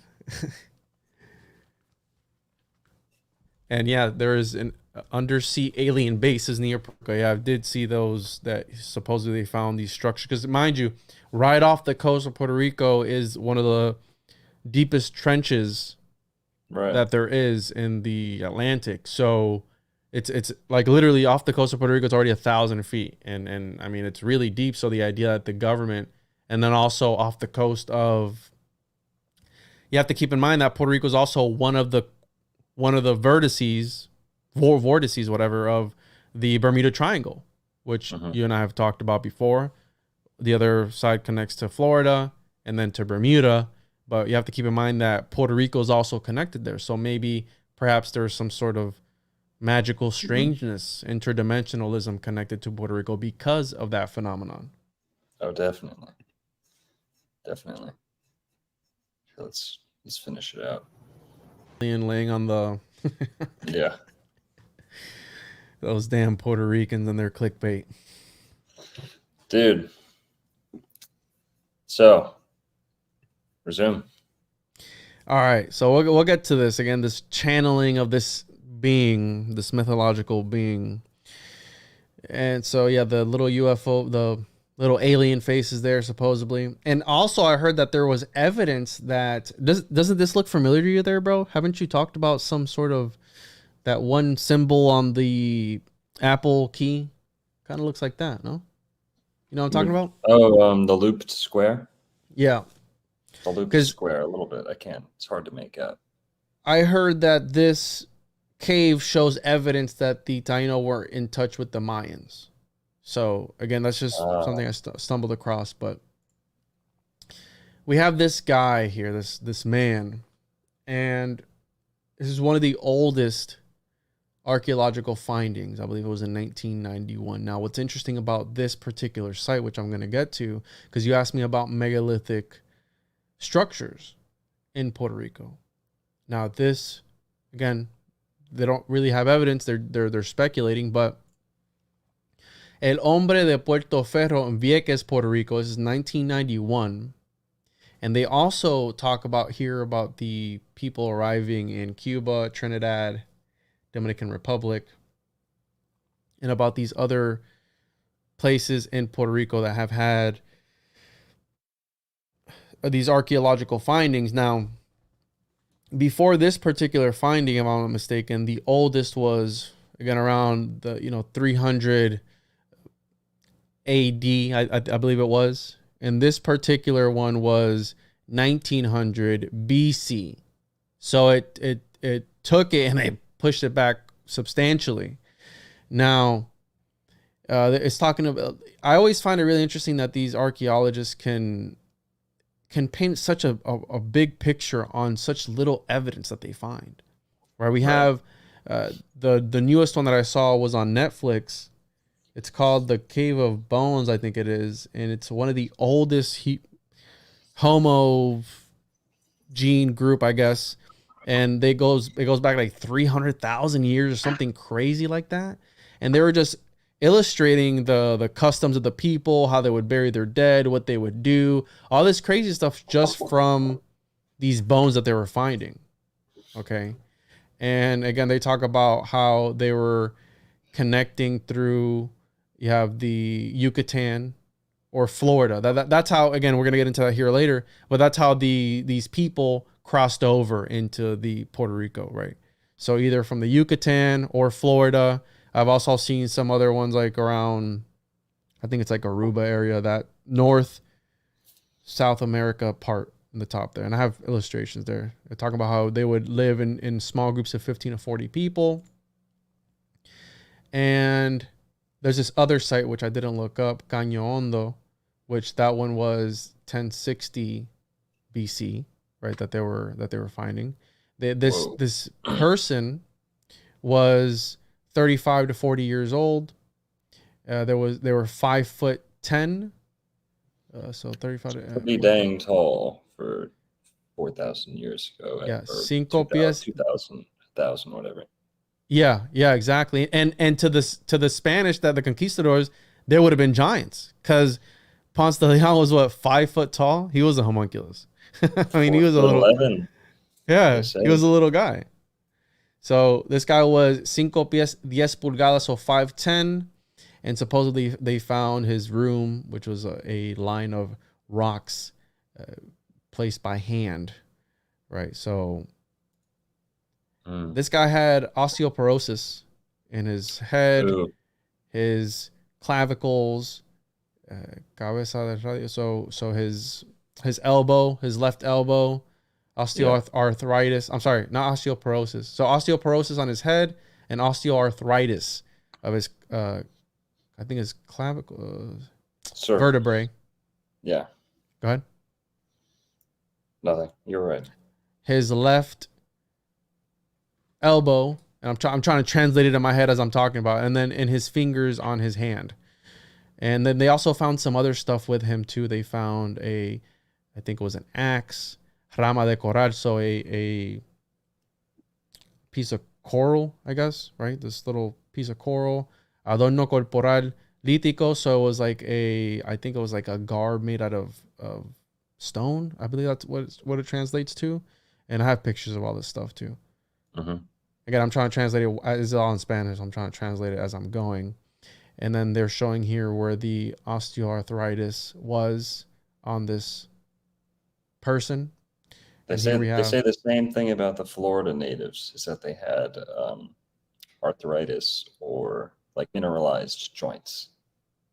Interesting. What do you think there's a reason for? I mean, obviously their diet was different, everything was different, but is there something else to that? So they say that their teeth were really, really nice. So to me, meaning that like a lot of times when people are malnutritioned or eating shit, their teeth are just garbage or rot out and don't last. But their teeth were really healthy, but they had like bone spurs and arthritis and stuff like that. So as much as I love spring water, there's potential that they were drinking way too much spring water from Florida aquifer, which is super high in minerals. This is what some people might say. So if they're drinking a ton of mineral water and only mineral water for their entire life from the aquifer, by the time they're 60 or 70, maybe, what did they say? This guy was 35-ish? 35 to 40, yeah. So, who knows? I mean, that's one thing that comes to mind other than just bad diet. I mean, meat will give you arthritis too, but I don't want to make this a vegan thing. But minerally water can do that if you're over mineralized. Hilton Hotema said that. So interesting. I love spring water, but careful where, if you don't have a super hydrating and lymph moving diet and you're having a ton of spring water and you're kind of have a static lifestyle, you don't move around much. I don't know. That's what Hilton Hotema warns against. But we have our boy here too. Where's he at? Irving Rouse en el año 1938. Right. So he was also doing excavations in Puerto Rico too. So interesting. And these are the different illustrations in Trinidad, 5250 BC, Antigua, 1175 BC, and then we have the Vieques, 1990 BC, and before that it was 350. So I believe it was BC or AD. I'm not sure. So it was like around what the hell they call it? I forgot what they called it. Anyways, and these are pictures of the bones that they found. Now, and these are. I think these are pieces of concha, which is the shell, and I guess they were using it as a sort of tool. So again, now these were other stuff that they found with him. So these stones, obviously they would grab them and probably grind something up, and you had these other ones they would probably use to cut things with. And then here's where it gets interesting, because there's these boulders on the site. Now, some people say that they were placed here by these people because of the lack of boulders in the area. So, again, and not much glacial activity, which is usually how you get big round boulders up at the top of of a hill. So it looks like a dick, bro. So what'd you say that the boulder, the round what? So usually when you see, like in Estonia, they get the name Estonia from all the stones, just like that, huge giant stones left all over the place. But they'll tell you that's the result of glaciers depositing them. Oh, yeah. So yeah, I don't not in think Puerto they're Rico. glaciers. Yeah, exactly. Not in Puerto Rico. And I mean, look, they're kind of sort of lined up, but again, the hypothesis is that the stones weren't just there because of the lack in the in the area, in the vicinity, and that they were actually put there by the people that they found. Mm-hmm. So just again, because you had asked me about the megalithic structures, and I couldn't think of any other than the star forts and everything that we're going to get into here in a little bit. This was the Ortiz site from 1993. And I believe these were traced back to I think these were also 4,000 years old. So modeling into human colonization, et cetera, et cetera. Anyways, somewhere around here. But again, very, very old, a lot older than what they originally had. And these are actually 5 bodies that they found here. This is a burial that they found. The knees, I think it was one of them had the knees tucked up or something, but they were super, super degraded. Now, I think what ended up happening here was, oh, and check this out. Look at this. You have November 22nd. You have 11/22/33. Let's hit the Illuminati confirmed. Illuminati confirmed. These motherfuckers in Puerto Rico are Illuminati confirmed. So, it's the day before my birthday too. Isn't that JFK's assassination? It is. It's the day before my birthday too. Oh, nice. 23rd. There you go. So let's hit it again. Illuminati confirmed. All right. So we have these 5 bodies, the Ortiz site, and I think what happened here was they stumbled across this. They were developing it, and they stumbled across these bodies, and the guy that owned the property didn't obviously have the funds to take on such a big project. And I think they waited like 30 years or something. This paper was actually published in April. I think it might have been on my birthday. April 26th. So 3 days after my birthday, it was published, 2023. It was received on October 9th, 2022, and it was accepted. So again, this is a reconsidering the lives of the earliest Puerto Ricans, mortuary archaeology, and bioarchaeology of the Ortiz site. So this is fairly recent, and they're talking about the findings that they did. Now, this is some of the theories. I asked you about this to see if you knew about it, the Circum-Caribbean theory. And this is all out of the book that I showed at the beginning by your boy Irving Rouse, where he really breaks everything down by different periods in time. And again, one of the theories is that they came up through the Yucatan or at the top here of South America. Some have them coming down from Florida. I had asked you one time if you believe that Florida and the Caribbean maybe at one point were a whole landmass, perhaps. Some sort of, again, the sea levels might have been down because there's also that structure off the coast. I think of Cuba. There was the Atlantis of Cuba. I don't know if you've ever seen that, but there's some structures that are, I think, at 1,000 feet or something like that. So this is Stewart's Circum-Caribbean theory. And this is where it starts to get interesting because we start to think about where did these Arawakan people originate from? Well, they say that it started here, and then they worked their way up through here. And then this stood out to you when I sent you this.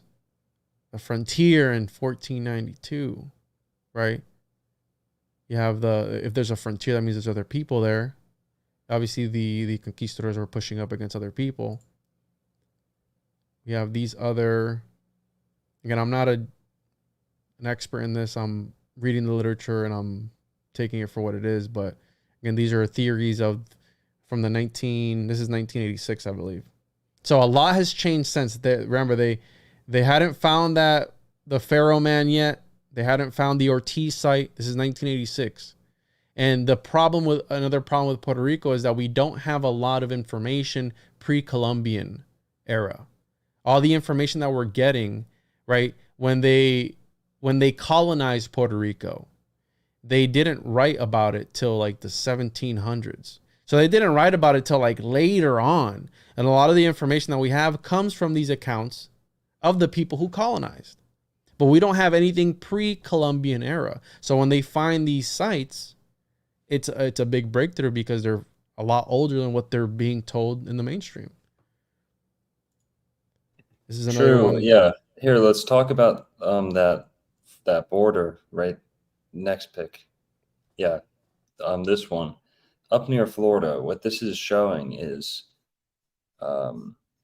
advance of the Arawakan speech communities from Amazonia into the West Indies. Now, I'm gonna let me clarify something, Longo, real quick before you Sure. get into it. There's various theories as to, and again, this is not my cup of tea. This is more of your realm. This is why I wanted to do this with you, because you're gonna be able to peel the layers back. There's various ideas. So within these groups of this Circum-Caribbean theory, there's two subgroups, right? Because they have such little evidence to compare, and their evidence is, well, their pottery was the same, right? They had similar pottery. And then the other people go, well, the pottery, maybe not the pottery, but maybe the language, right? The language is similar. Some of the words are similar. So therefore, they had to have originated down here, right? By the Amazonia section, I think is what Amazonia. And then they worked their way up because the languages are the same. Well, what if, again, they didn't document all the language? Because we're taking it based off of people who were colonizing them. So a lot of the information that we have is going to be biased. But I just want to point that out because this is the speech one, and then this is one of the pottery one. Again, that's why I put the title of the book at the beginning so people can check it out. But go ahead, bro. You're muted. Sorry. This frontier in 1492 up against Florida here. Like Juan said, they're using the language to show a northern spread of Arawak. Now, I don't speak this isn't my people, but from what I've read about the Timucua, and I've shown the book enough so you guys know what it is. The Timucua history of the Timucua Indians and missions. And I've read, I looked at a bunch of different firsthand accounts of Timucua and stuff. So it's pretty clear that the Timucua, I only found this out recently about the language part that I'm going to say, is the Timucua were different from the people in Florida south of them because they had an Arawak or Arawak descended language or related language. So the people south of them, that's the Timucua, going from just north of Tampa Bay over to Georgia, across north and central Florida, up into South Georgia, and maybe even parts of South Carolina. But you've got beneath the Timucua, you have the Calusa, you have Tequesta, you have a lot of different tribes who were not speaking Arawak related languages. So when they're showing this frontier here, kind of saying, hey, well, the Arawak languages stop when you get to Miami across the Bahamas. It stops right there. And you get Tequesta and Calusa, which there's little to nothing left of. But we know that it's not Arawak descended, or as much as the Timucua above it. But it seems the people who made this map didn't know about how related Timucua was to Arawak. And actually, Timucua is not a tribe. That is the language family or group itself in North Florida that was used by a couple different tribes and chiefdoms, natives, kingdoms. But so I think that shows this was not just a linear northern spread, that if anything, it came from downward, or you have to explain the Arawak speaking people north of that black line right there. So Yeah. And again, this is 1989, so take that for what you will. A guy from from Yale, all right? And then there's also this proto-equatorial, proto-Arawakan, and mind you, I am new to a lot of this stuff, so I don't know what a lot of it means. I was actually looking stuff up as I was going to learn about it, but eventually, right, it pops up here, Taino, being one of these sub languages, if you will, because there's various ways as to how they get to that answer, right, as to how these people got there in the first place, which is super interesting. And then we have, this is the thing I had called you about. This is from Christopher Columbus's diaries, I believe. May your highness believe that in the whole world there cannot be better or more gentle people than the natives. Although dwelling in houses resembling Moorish huts and exhibiting uncivilized societal characteristics, your highness should take much joy in that soon you will make them Christians and will have instructed them in the good customs of your realms. And that was 1847. Christopher Columbus talking about the people. Oh, no, hang on. That's 1847 written, or citing someone who wrote that in 1847 about Columbus, because Columbus was late 1400s. Yeah, so let me confirm that for you. Yeah, I'll find the citation, but yeah, you're right, because it was 1494, right, that he went to Puerto Rico, 93, 92, whatever it was. But let me... second voyage, 93, I think. It's from a book. But anyways, That's write... He wrote about it. And a lot... he said other stuff, too.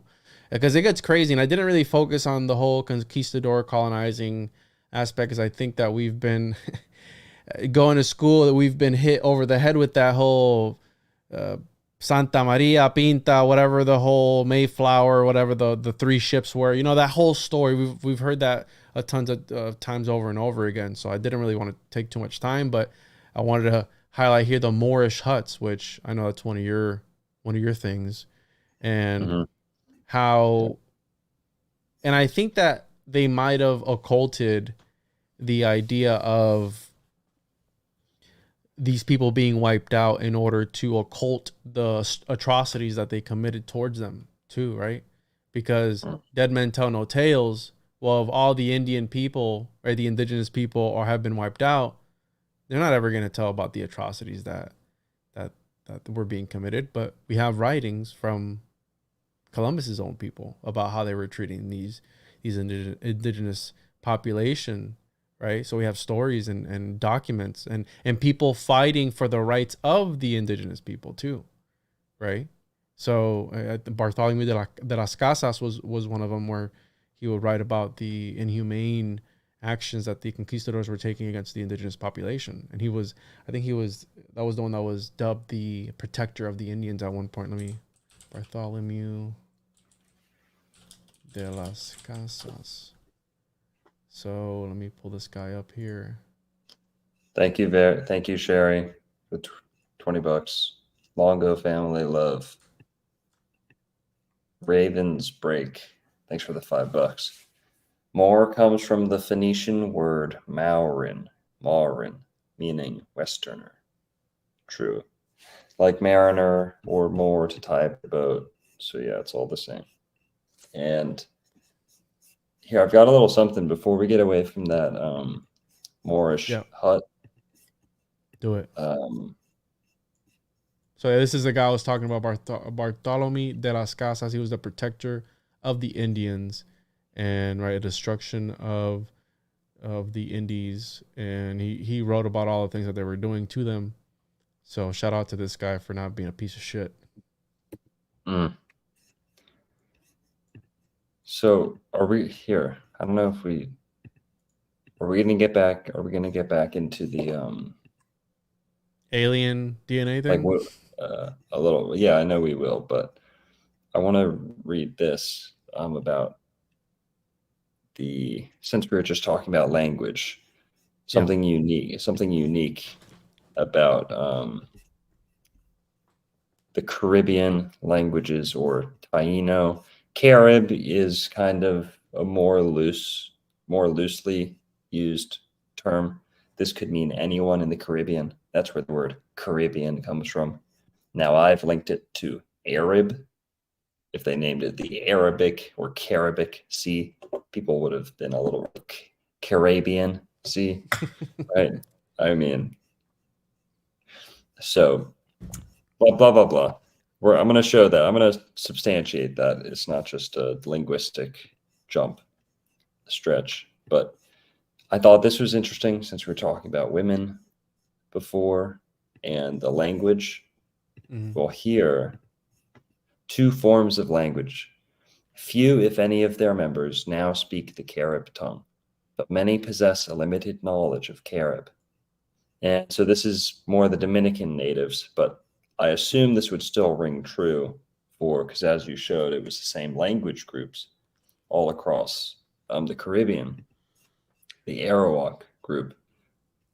But here, strangely enough, the Carib language had two distinct forms, one of which was confined to the use of the women, the other to the men. This state of affairs was doubtless due to the fact already mentioned that their wives were captured from other tribes. Their numeral system was also rather remarkable. They were unable to count numerically above 5. The word for 5 was the same as for hand. 10 was 2 hands, or half a man. 15 was a foot and 2 hands.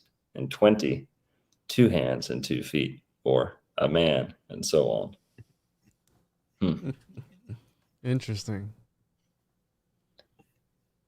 See, now the 6 system comes from the same way, except it's a tallying system. So you tally the groups. So it's 1, 2, 3, 4, or 1, 2, 3, 4, 5, 6. First repetition. 1, 2, 3, 4, 5. So 12, right? So that's where you get some of the 6 counting systems. It's also using the hands, except after you're done with the fingers, you tally on the other hand. Right, so this is your 6, but you start off again 7, 8, 9, 10, 11, 12, 13, 14, 15, 16, 17, 18. It's actually very easy to keep track of. But those are your it helps 6. when you have 6 fingers too, right? Hey, yeah, you got some giants too. Are we going to get more into the giants, or should we work giants? Yeah, work giants in because I didn't touch on anything else. It was towards the beginning, the cosmology of it, and the stories of creation, which have the giants, and then the 5'10", how you're saying, absolutely, that would be a person of high stature for the people who are seeing them because they were super small. So there's that connection there. What do you got here? Puerto Rican archaeology. So, also, I think Poncho is gonna send me an email with a picture of something of a petroglyph they found in the Appalachian Mountains. I think maybe it's got to do with. Really? Yeah. So send it the one-on-one podcast at gmail.com. Send on there on Telegram. I do have a Telegram. Yeah, send me that picture if it's got to do with what we're showing today. So I thought I had another article, but I didn't have it, but I guess we'll just get into the giants. Okay, here. Let's get into this. So this is Puerto Rico, guys. You can see that, right? Okay. We can't hear it though, bro. I don't think That's you okay. shared. All right. Here, let me try and. You have to take it off again and then share it with. I'll upload it to here. Also, there was I want to address this comment here. Somebody said, Oh yeah, so many damn swat comments. the flies, man. Swat the flies. No, it's not a fly, but they're talking about, oh man, they were talking about how there's no evidence, no physical evidence of Christopher Columbus even ever, or Cristobal Columbus ever being a part of these voyages. And there's one of my favorite conspiracies is that Christopher Columbus was actually kind of Saint Germain and the immortal alchemist. There's some talks of that, and how Christopher Columbus also met with John Dee, and John Dee was one of the greatest wizards of all time. So again, what kind of knowledge were they sharing? If he actually did meet with Count Saint Germain, one of these ascended masters, if you will, one of these immortal alchemists, maybe he was giving some news to John Dee about achieving the magnum opus or something. So, and if you think about the whole Juan Ponce de Leon, Pounce of the Lion, very alchemical. They don't know when he was born. He's 5 foot tall, giving me major homunculus vibes. So right here, this Fausto Nunez, there is no physical based evidence that Christopher Columbus existed or the voyages. So I'm with you. I mean, I'm with you on that. There's I'm telling you mainstream history, what they've told us, and then we pick it apart. We insert our own commentary, et cetera, et cetera. So take it for whatever it's worth. Out of Cibo, I just left the observatory. I'm kind of lost because my phone and my GPS aren't working, so I'm just driving through trying to find my way. And I just saw this random mound right here, so I stopped. There's some places in China that have pyramids that have been covered by the government with dirt and trees and grass and stuff like that. So right here, this looks like a freaking pyramid that's been covered up. And if you scan the area, there's 1, 2, 3 more mounds that clearly to me look like pyramids that have been maybe covered up. Maybe it's just me finding pyramids and everything because I'm into that stuff. But come on, this looks like a pyramid that's been covered up. You're in Puerto Rico. You never know what they've covered it up, so people don't talk about it, ask questions. But to me, it looks like a pyramid. Comment in the box, tell me what you think. Film it one more time real slow. Go all the way around and get the other 3 in the background. Bro, that's the guy. I saw his video, and he was the one talking about the Cueva de los Indios with the UFOs. It was his video that I saw. Yeah, it was him. That guy's into the ancient Hebrew presence in Puerto Rico too. Interesting. Well, it's like how the first videos that I saw of yours were of the pyramids in Florida, but in how you're saying the United States, they're not called pyramids; they're called mounds, right? So this idea that there is, these structures here, but they've been covered up. I told you about the Bosnian pyramids too. That's also one of those where they don't really accept it, but then there's like these spheres and all these different things there. It's like super weird. I don't know if you've ever heard about that one. No, I'm trying to dig through and get this article about Africans being in Puerto Rico before Columbus. Africans, quote unquote. Yeah. Africoids. Hey, let me read this here. The Taino liked gold for its beauty, but they used it to make jewelry and create offerings. To the Spaniards, gold was very valuable, and the Tainos helped Ponce de Leon and his men search for the gold they wanted. Later, Ponce de Leon went back to Hispaniola. He returned to San Juan in 1509, bringing more settlers and their families. He was named governor by the King of Spain. The Spaniards decided to take over this island because of the gold in its rivers and mines. They did not ask permission of the Tainos, nor did they treat them as people who had been kind to them years earlier. Instead, they treated the Tainos as slaves. The Tainos, once free, now were forced to work for the Spaniards, whether they liked it or not. And I mean, you can read of all the stories and all the atrocities that they committed against these people, driving them to, again, unaliving themselves and their children because they didn't want their children to be a part of the conditions that they were living in. So, I mean, imagine that, bro. Actually, I don't want to imagine it, but pretty messed up. Yeah, and the next stuff I got is the perfect DNA stuff. Mm. Dude, I'm so pissed. I had this great article about Do you remember what it was about? Puerto Ricans in Africans coming to Puerto Rico. Africans, like dark-skinned, Negroid type, whatever you want to say. Moorish, American. That's like 1800s term. Caucasoid, Mongoloid. People say it's derogatory, but boo. Yeah. Man, I can't find it. I'm gonna have to. Well, let's just get into the DNA. I'll do my best to keep looking. All right. So the perfect human is Puerto Rican. Now, there's mixed feelings about this. This was a meme apparently that went viral on Facebook and social media. Now, remember that lady at the beginning that I brought up and I put her with the alien grays, Uiza, and this lady had a vision of her, right?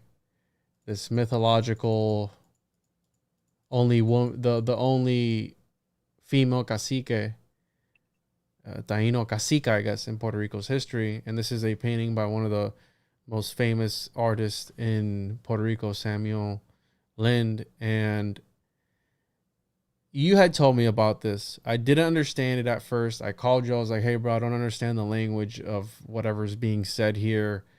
I don't even know I'm going to be able to portray it correctly because I don't understand the verbiage. I'm not a genealogist. I'm not a biologist, whatever, right? Yeah. So turns out, right, I did some more digging. And this Lior Pachter guy, he's a computational biologist. He works at the California Institute of Technology. And he ran essentially a simulation of the perfect genome, right? And they have different parameters in which they put into a computer and it spits back out information. And he believes, according to the information that was given to him, again, by this AI, if you will, this machine learning, that the perfect human, genetically speaking, is a Puerto Rican woman due to her DNA ancestry that allows her to possess the ideal genotype. Now, in that article, when it first came out, they put a picture of this Uiza, this mythological female cacica. But it turns out that in passing, he just goes, oh, it could have been Uiza, right? That had the perfect, because a lot of times these wives of these caciques would also be kind of revered because they were obviously the wife of the cacique, but they were also polygamous, so they could have had numerous wives.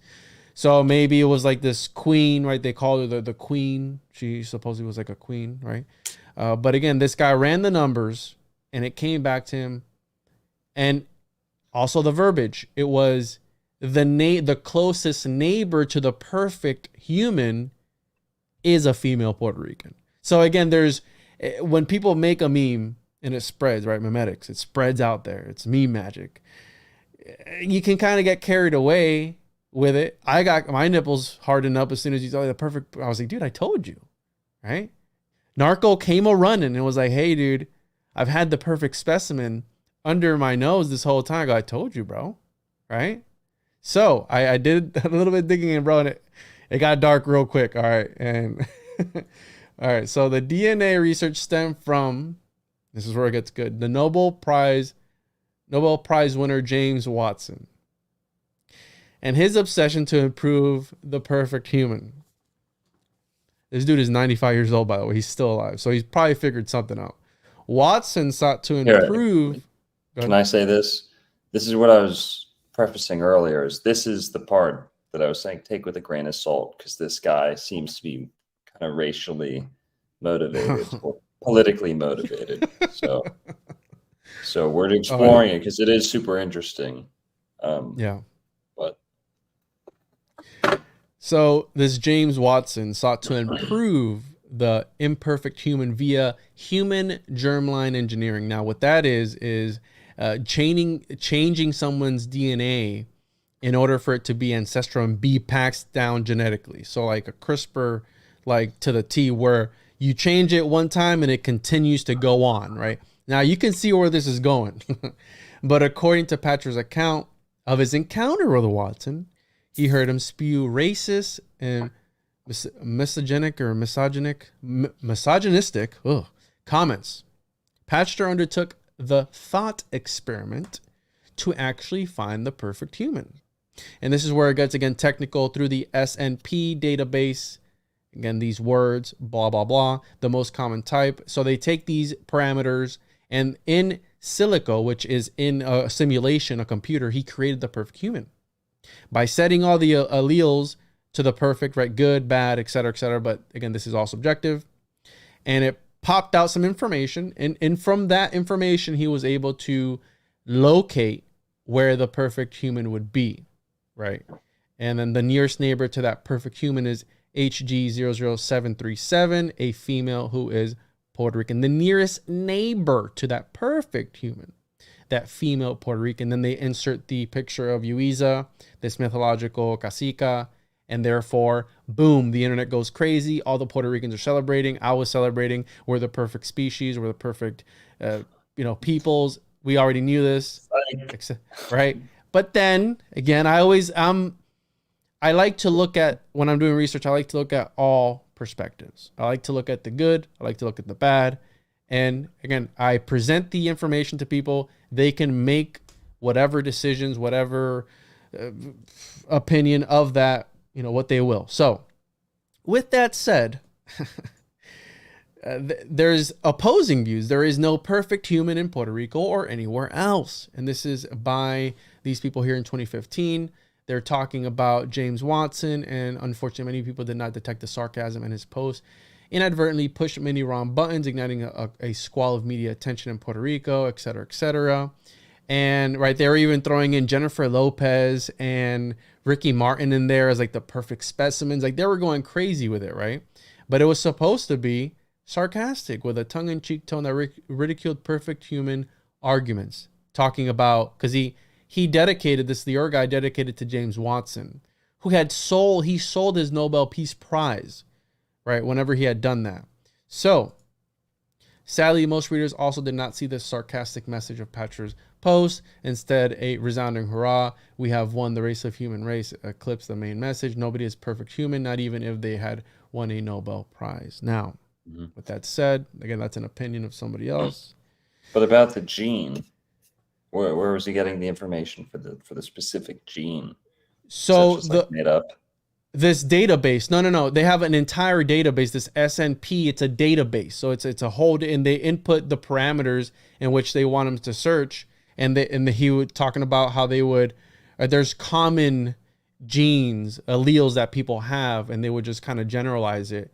And he just put in like good, whatever. And by good, they talk about how resistant people are to like certain illnesses, diseases, et cetera, et cetera. So it's like, that's good. If you're able to stay healthy in all weather, in all different places, then you have superior DNA, right? Like you're the perfect specimen. You can survive anywhere. Your adaptability is above everyone else's, right? So they're taking these, but it's a simulation in silico, which is in a computer pretty much, but it's through a database. Now, when I had first read the article that you had told me about, I had thought it was this guy that had done the study, right? I mean, look at this specimen of a man.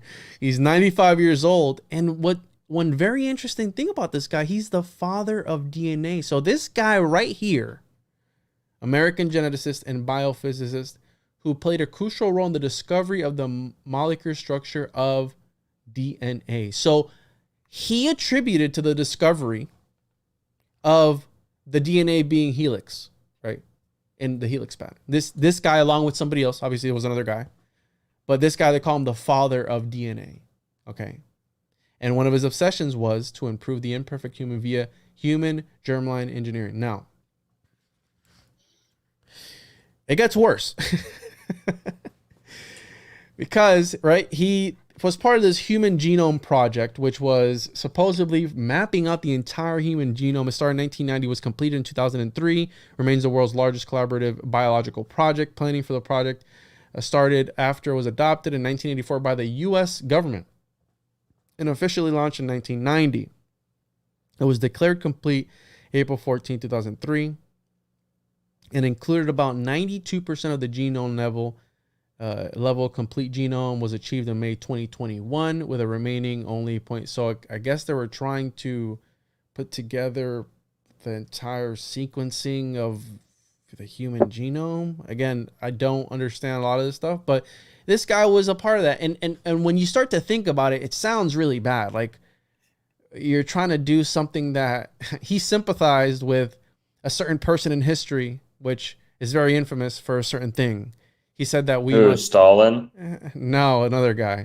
So Mao? And no, and it gets funny, Lenin? bro. Because no, Zuckerberg? no. So I have just no clue who you're talking about. this guy, it involves the U's. Okay, this Nobel-winning biologist. He's got a trigger finger, bro, and suggesting that black people are intrinsically less intelligent than whites. And moreover, he added, although he wished everyone were equal, quote, people who have to deal with black employees find this not true. So again, this guy doesn't have the best reputation. He's a piece of shit, right? He's a racist piece of shit, the father of DNA. And these are some of the most notable quotes that I found of him. My favorite being, most controversial, was an interview he gave to the Sunday Telegraph in which he said, if you could find, oh no, not that one. This one I hear, whenever you interview fat people, you feel bad because you know you're not going to hire them, he said. And then also he says, if you could find the gene which determines sexuality and a woman decides she doesn't want a homosexual child, well, let her. Right. Also here, more controversy came when Dr. Watson suggested a link between skin color and libido in 2000, suggesting that the skin pigment melanin boosts sex drive. He's quoted saying, that's why you have a Latin lovers, he said. You've never heard of an English lover, only an English patient. So 2007, quote, some anti-Semitism is justified, unquote. This dude, bro, was a piece of work. Okay. And it gets worse because he was part of eugenics. He was behind eugenics research. The lab where he worked at used to be an office for eugenics. The lab that he was currently working at.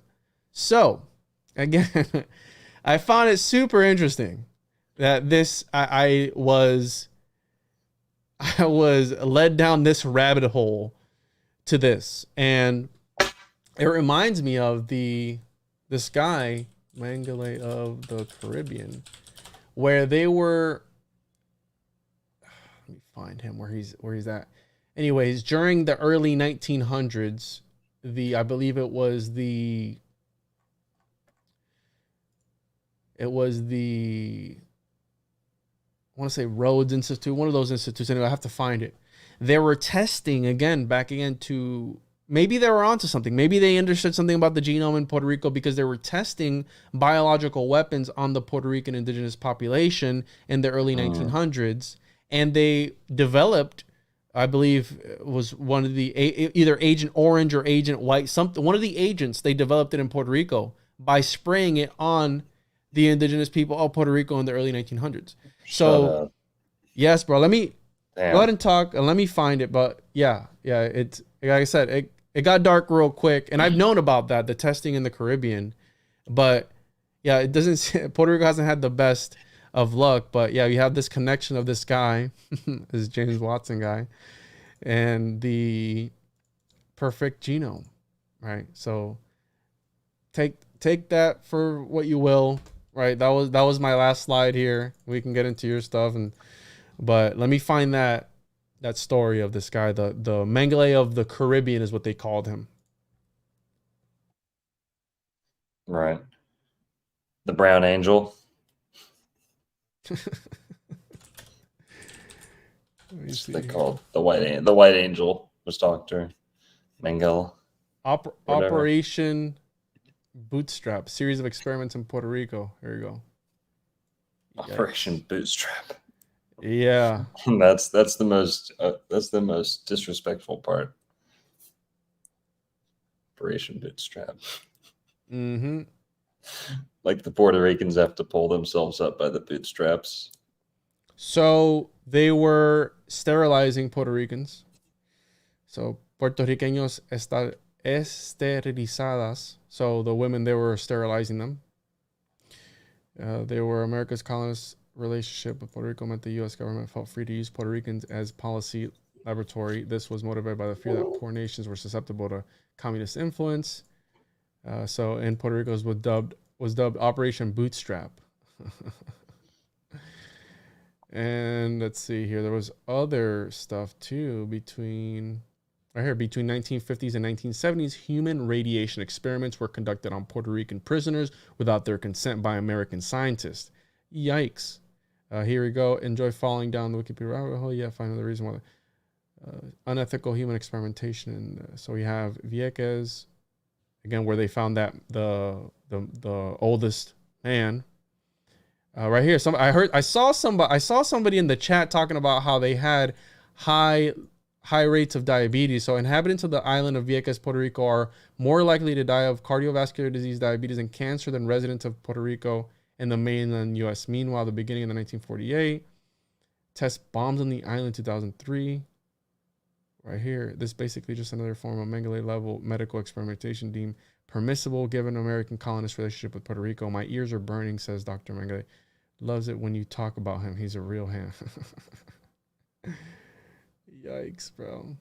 And let me find this guy, because it was like early 1900s, and they were experimenting, and they developed one of the like Agent Orange or something like that in Puerto Rico.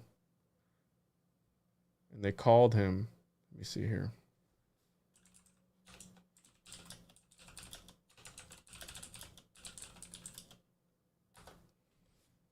Cornelius P. Rhodes. Oh, yes. Hold on, I think I found him.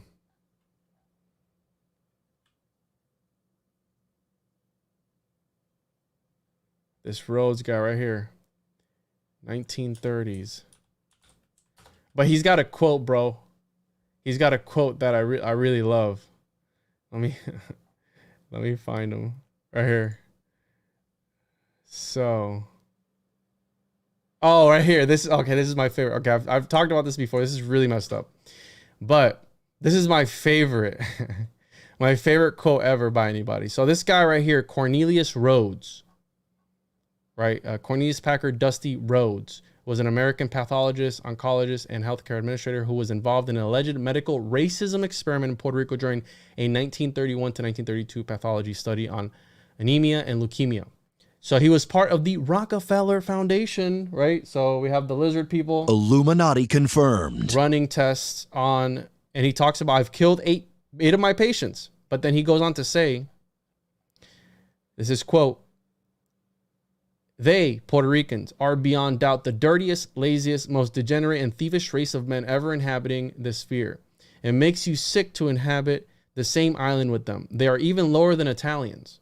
What the island needs is not public health work, but a tidal wave or something to totally exterminate the population. It might then be livable. I have done my best to further the process of extermination by killing off 8 and transplanting cancer into several more. The latter has not resulted in any fatalities so far. The matter of consideration for the patient's welfare plays no role here. In fact, all physicians take delight in the abuse and torture of the unfortunate subjects. This is 1930 by this Cornelius P. Rhodes of the Rockefeller Institute, funded by them. And they were testing on the Puerto Rican people. So this is dark, right? This is dark. And this is, but this is history. So, yeah, what do you think about this piece of work, bro? You're muted. You're muted, Longo. Sorry, I said I don't know about the Italian part. I think that one's still. I think the jury's still out on that one. But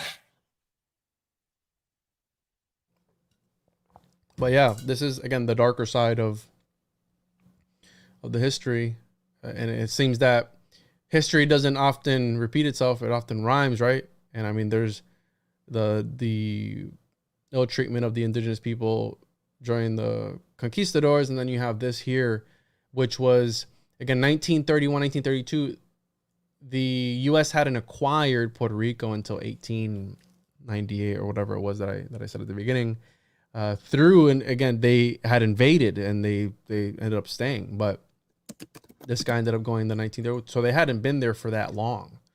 And since it's a commonwealth, it's not essentially, they're considered citizens from 1917 on. But again, there's a gray area there. So here, he was part of the Rockefeller Foundation International Health Board. Yikes. He worked for the United States Army, helping to develop chemical weapons and set up research centers. Research on mustard gas led to the development for its use in chemotherapy at Sloan Kettering. Damn. Yeah, dude. That's messed up. This dude was a piece of shit. Fuck this guy. All right. Let's move on. What's next? I said here, you want to talk about do you have the forts? Yeah, I've got something else. We were actually looking at the article I wanted to show earlier, but I didn't read it all the way at the bottom. At the top, it talks about their possible extermination, alleged extermination by volcanic eruption. Well, this is the Caribs, not the Taínos specifically. This could have been any of the Caribbean islands. But St. Vincent, so I think that's more towards Virgin Islands. But here, students of this gets a little bit more into the race. Students of ethnology have found the Caribs interesting and baffling subjects. Their origin is enshrouded in mystery, and the black types, often found in Belize and Honduras, are taken by some scientists as proof that African blood, quote unquote, African blood was mixed with that of the Caribs long before the whites brought slaves to America. The pure type of Carib differs radically from that of other natives of the Americas. It is now difficult to find the red native with the characteristics that distinguished him when his country was discovered by the Spanish navigators. Negro and Arawak blood is now so mixed with the Carib that the casual traveler in the tropics is confused.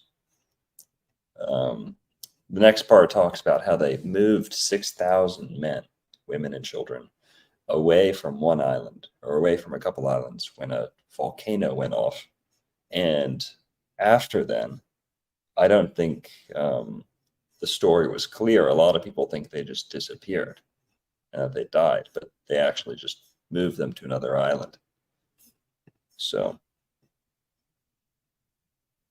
And you said that was do they say which volcano it was? And didn't you tell me about the Pompeii of the Caribbean? Is that? Yes, they nickname it, I think, the Pompeii of the Caribbean because of like a couple mass extinction events that are potentially caused by it. But here, I'll continue reading this. As far back as any authentic history goes, we find records of black Caribs. There is much evidence to prove that the black Carib visited long before the white people brought African slaves to this country. This has caused much interesting speculation, and no doubt is proof of movements of people that we know nothing of. The Carib is of the South American Indian type. He is a very sturdy man. It is said that they are the handsomest race native to the Americas. The Carib proved himself superior to other natives before the arrival of the whites, arrested the progress of Indian fairs. They were good potters and were the only Indians that used sails for their canoes. Ooh, interesting.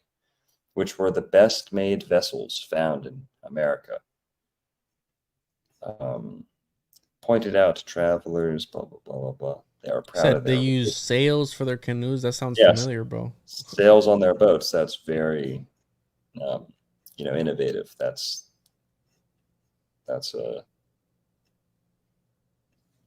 here, let me see.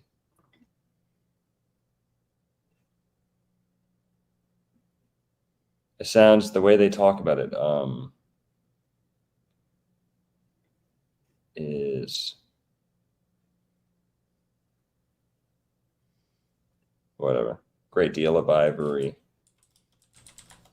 Carib boys are almost the equal of fish in the water, and they dive after a coin thrown into the water, beat it to the bottom, and lay there until it flutters down to them, the entire performance being visible in the transparent waters of their tropical sea.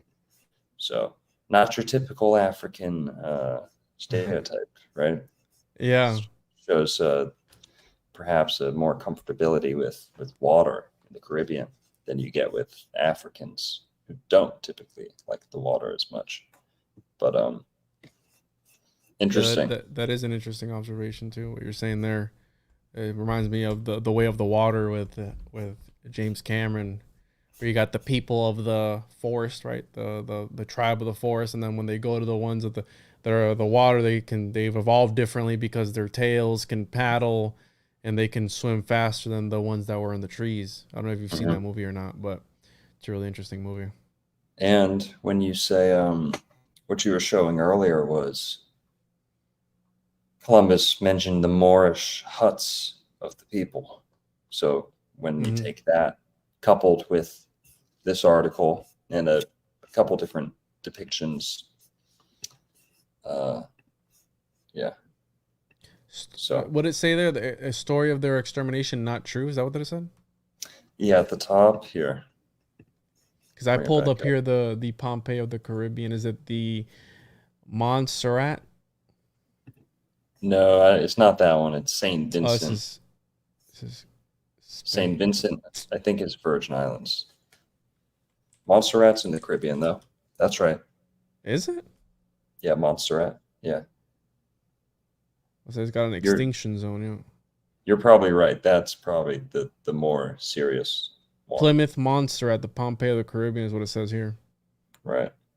Was this first discovered by Christopher Columbus on a second voyage. This guy, bro. Interesting. All right, yeah, 1493. So, yeah, Caribs escape, story of their extermination by volcanic eruption, not true. Interesting and baffling subjects whose origin is shrouded in mystery. Their present whereabouts accounted for. Okay. So before we get away from like their the anthropology, the anatomy, whatever about the people, there's many stories of giants, like we were talking about, coming out of the Caribbean. And some of the evidence of that, not just newspaper articles, shout out to Florida giants were real.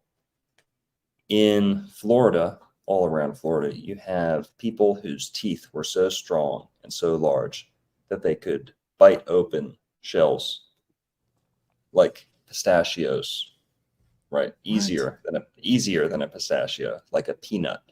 That's crazy.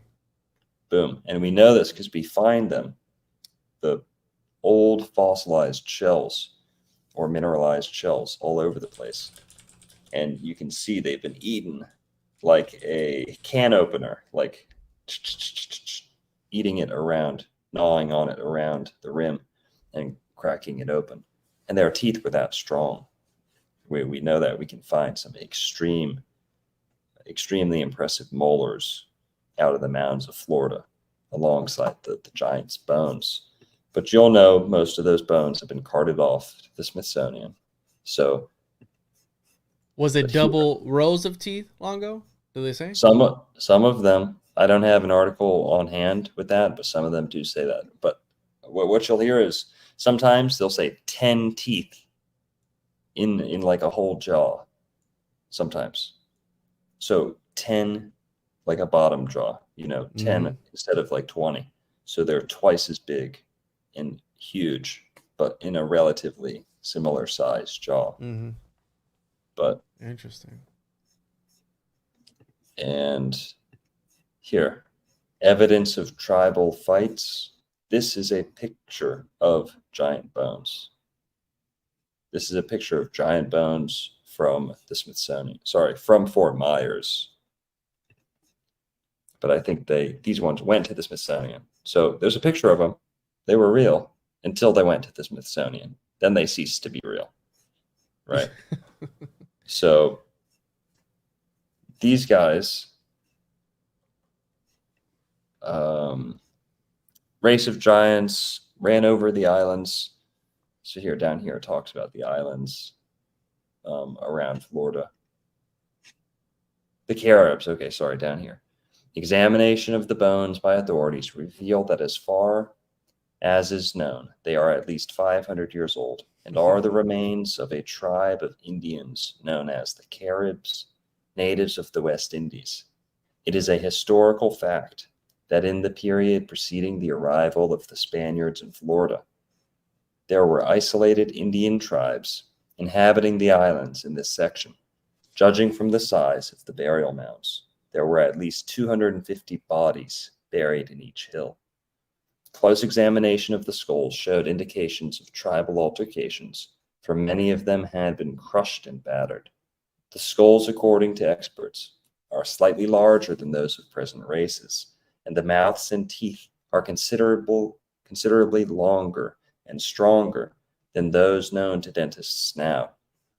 Authorities have advanced the theory that the size and shape of the teeth bear out the contention that the Indians of 500 years ago ate shell foods and cracked oysters and other shellfish with their teeth. Specimens of teeth found in the mound are well preserved, but show hard wear. The body bones are also much larger than those now known to the medical profession, and it has been decided that whatever race ran over the islands 500 years ago or more was a race of giants in size and strength. After being exhibited in Fort Myers for several days, the results of the excavation will be shipped to the Smithsonian Institution at Washington for further examination. Can we get a soundboard, please? Yeah, I got you, bro. You got it? Or I got a couple. I mean, there's always the FBI, open up! That one is always Smithsonian. I don't like that one. That one brings back bad memories.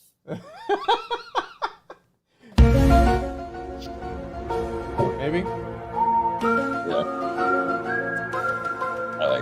I like that one. Hail Nicolas Cage. Hail Nicolas Cage, baby. Smithsonian. The Smiths, they're the truth Smiths.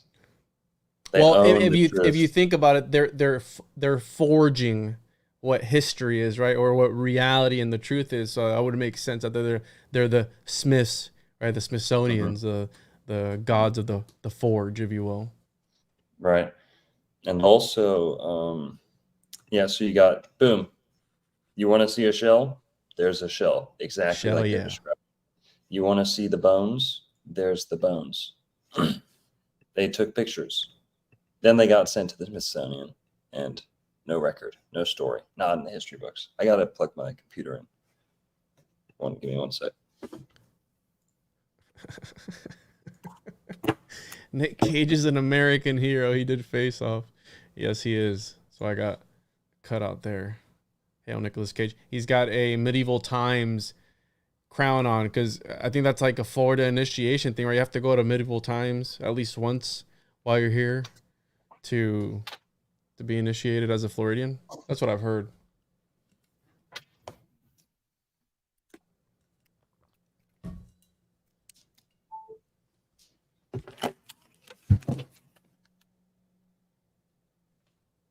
Just go silent when I fucking step away. No, I was talking about Nicolas Cage, and then I was reading my chat. Nice. Sorry. There, you're good. Okay. Yeah. Amateur archaeologists find remains of Florida giants. We read it. Caribs, bones, evidence of their giant teeth. Okay, this is like the traditional folklore of the Gulf of Mexico and the Caribbean is they talk about giants, Aztec, Maya. Is that like David and Goliath kind of sort of there? Let me see. That looks more like American. But here, this is Aztec. Aztec, or maybe Maya. 99% sure it's Aztec.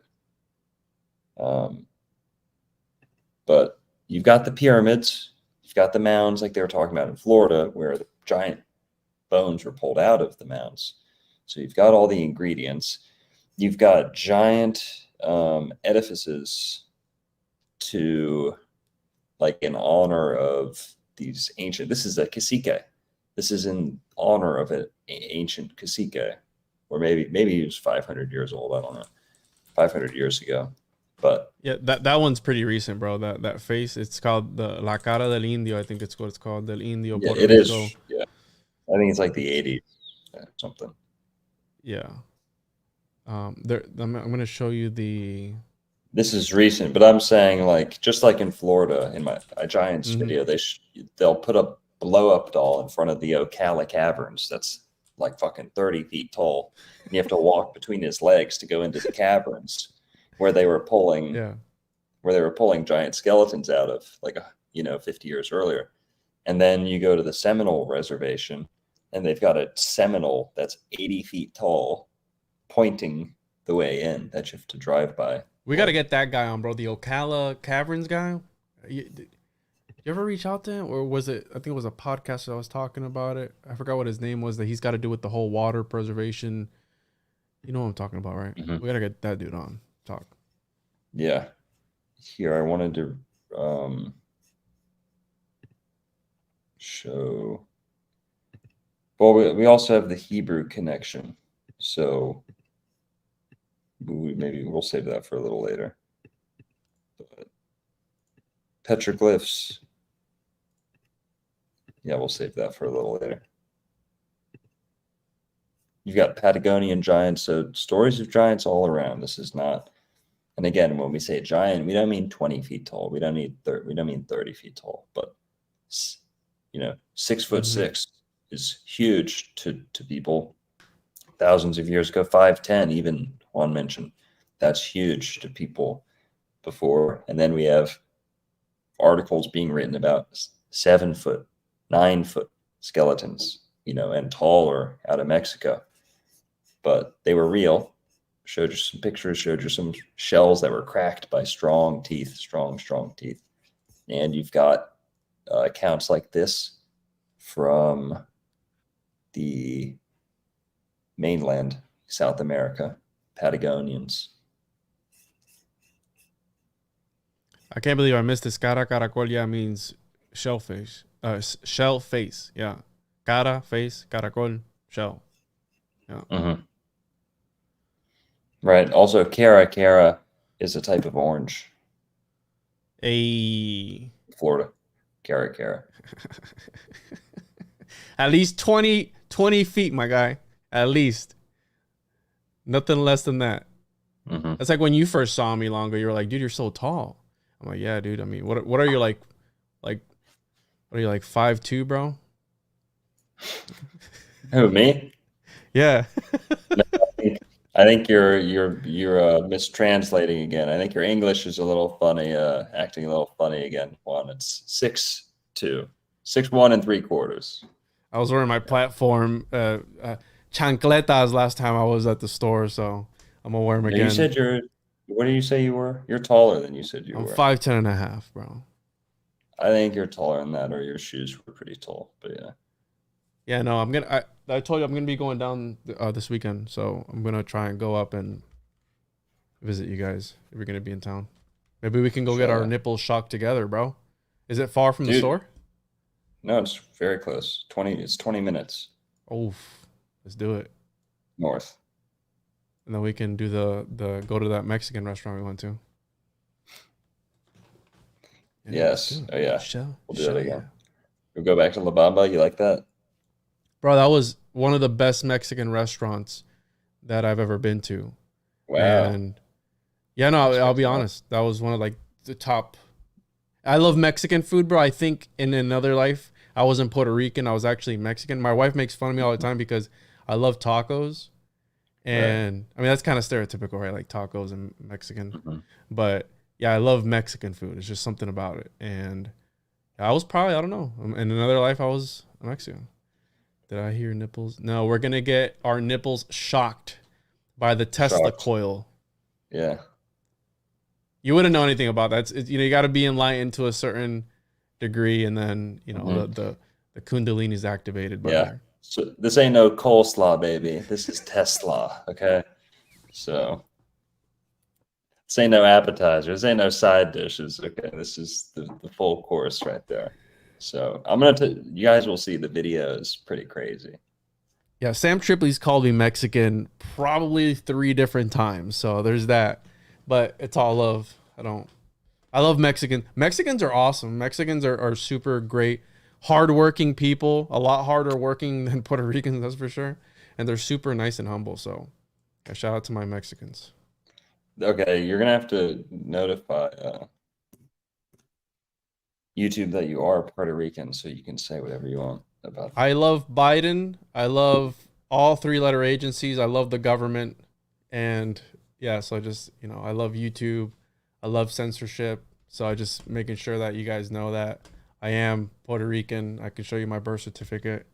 So just putting that out there. That we love all that stuff. We love being told what to do, right? Mark Zuckerberg is human. And Longo is part of the LGBTQ community as well. So you got that. He's one of the gay YouTubers of the old world community. So you gotta give him some slack for that. Yep. Yeah. Didn't you just have a meeting, bro? Like a meetup? You always do it during the week when I never can. That's tomorrow. You can come. Come on, I can't, bro. Miami, bro. I got something called the family and kids, Longo. I don't know if you've ever heard about that, but I'm told you, dude, we have to do one. Disney or around Disney, whatever. We'll go to Old Town, bro. We'll go somewhere free. Meet up there. You can crash at my place, whatever. We'll do it here in Orlando, and then we can go. No, I don't want to wake up with a homunculus inside me. Okay. The perfect specimen, bro. The perfect specimen. You're fixing to find out. So I want to show, bro. I want to show you this tree but it's only accessible. I'm gonna have to take you for a ride on my boat, and there's this huge tree on this island on Lake Toho in Kissimmee that I want you to see, bro. You're gonna want to hug it. It's like the craziest looking tree, and it's on this island, so we have to go. But yeah, plan one here, and I'll get the Homunc army set up, and we'll ride out. So let's talk about you've got this festival. I'm down, Juan. We'll make it happen. But let's talk about this festival.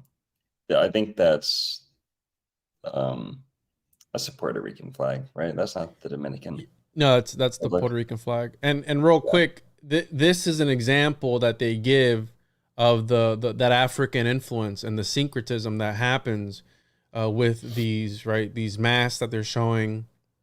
And supposedly the Taino were good mask makers, but yeah, this is one of those influences supposedly of the African culture on the Taino people and how it's syncretized together.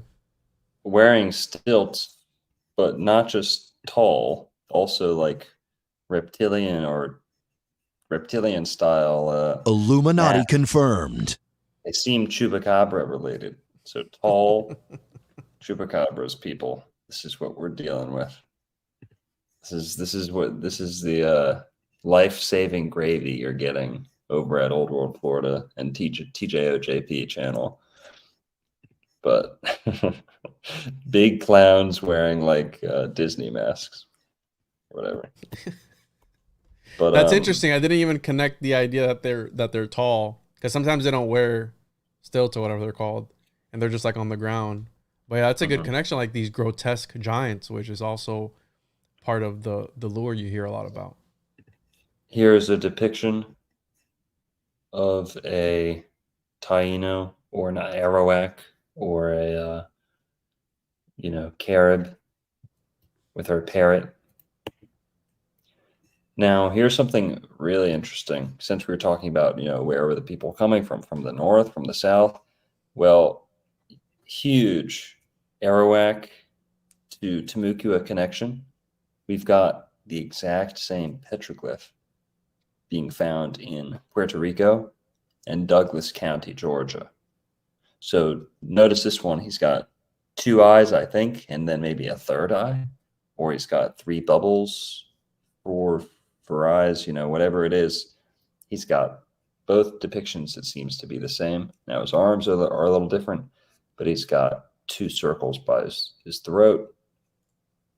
Who knows? But really interesting.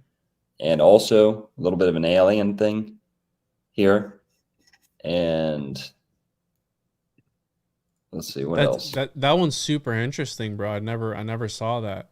Where Right. there's a and this is the thing, man, like all these cultures that are so far apart, right? Obviously Puerto Rico being an island, and then do they have a time frame of when that petroglyph in Georgia was from? I don't. I just dragged the picture off. Yeah. Wikipedia? Threw it into the file. Yeah. No, nice. it was like some blog or something. That's Some, interesting though, and that was La Cueva del Indio, which we brought up the little alien face. That's where they talk about the little alien faces, and supposedly the Mayan contact with the Taino people. And there's supposedly there again, I didn't look into it, but there's evidence there in that particular cave. Mm-hmm. Right. And here, let's since we're talking about their origins and the petroglyphs, we're gonna watch this. So I might have to turn the sound off. I don't remember how It's it got starts music. off. Yeah, just turn it off. All right, boom. Biblioteca. No. Okay. Don't want to get demonetized. Okay, we're just gonna play no music. So we're gonna have to do our best to decipher. But you're gonna see some of the pictures. This is all Puerto Rico, and they are identifying these as Hebrew style or Paleo Hebrew style, not just glyphs, but some of them are figures, letters. Now remember, anytime you hear Paleo Hebrew, it could easily be ancient Runic, ancient Iberian, ancient Phoenician script, right? They're all using a large amount of the same symbols, whether they're backwards, upside down. It's almost the same thing across the board. So that's why in the Americas, you'll hear so many people saying, see, that's Ibero, I think is. Hibaro, which is like country. Well, Iberian is intrinsically connected with Hebrew. Hebrew, the Gibraltar, the Hebrew altar, gibberish, like you're speaking Hebrew to me. I don't understand it. Heber, Iberia, and Hebrew. That's why Sephardic points to Spain, the word Sephardic Jew, whereas the others probably come from Eastern Europe.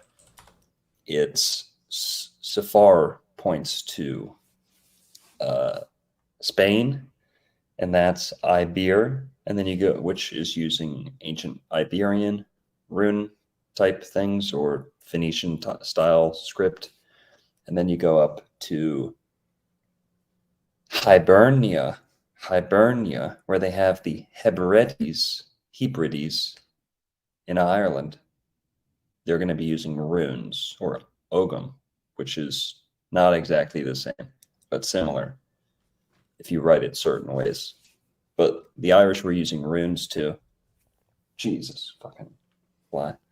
So that was a fly sent by the CIA because you're getting too close to the truth, bro. Mm-hmm. So here, let's resume. And I want to come back to this right here, this comment, because I did see that while looking up certain of the gods, that the Mayans do have a god called Hurricane too, Huracan, and again, there might be a connect. The one-legged is what they call them. So, Right. Well, hurricane, if they're saying that's an Arawak word or a Caribbean word, that itself is a transatlantic connection because the ibis, who is Thoth, the Egyptian deity, Greek, whatever, Greco-Egyptian, Thoth is the ibis, and the ibis is the bird associated with the storm. I've heard it different ways, but one way is the truth, is that the ibis is either the last to leave from the storm, last to leave when a storm is coming, so you absolutely know, oh well, now the storm's really coming, or the ibis is the first to know the storm is coming, so you get a big long heads up because the ibis is the wisest. Or the ibis is the last to leave because he only leaves when he absolutely knows he needs to. So either way, it's a wisdom trait. And the ibis being associated with hurricanes, and the Maya hurricane being being the ibis, Maya, me, hurricanes. Ibis is their symbol. Well, hurry goes back to Hermes, who's also Thoth, who is the messenger. Hurry. He's the messenger. He's the runner. He's Nike with the wings on his heels. He's sprinting. He's the messenger between the gods. He has to move quick. So that's that's Hermes. That's Mercury. That's hurry from Hermes, and you get the hurricane. So I've linked those without ever knowing that it was linked to Caribbean, just phonetically. But yeah, I'm here for the comments. Why you always reaching, bro? Later how about on, you reach around? How about you reach around and fucking suck my beep? But yeah, the ibis bird, right? It's the related to Thoth, Hermes, and the underworld too, because supposedly it's when they go into the ground, they're pulling, or they're going into the depths, the darkness. Interesting. Right.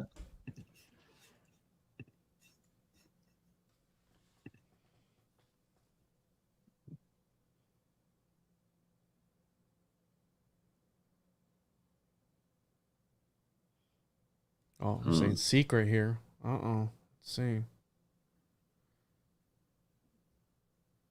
You got to translate for us. It's really tiny. You always see those same lines, bro, throughout like these ancient cultures, like these really old. You always see those same lines.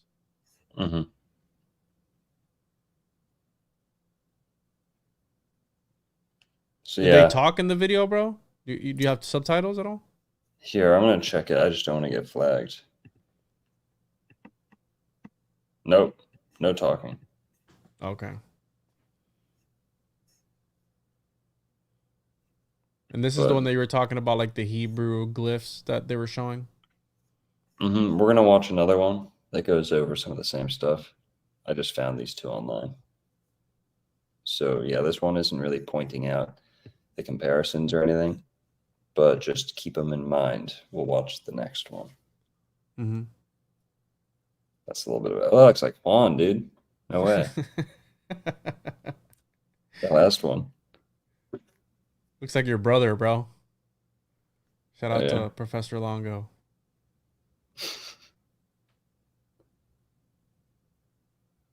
Okay, here we'll watch this other one. Here's another one of the petroglyphs.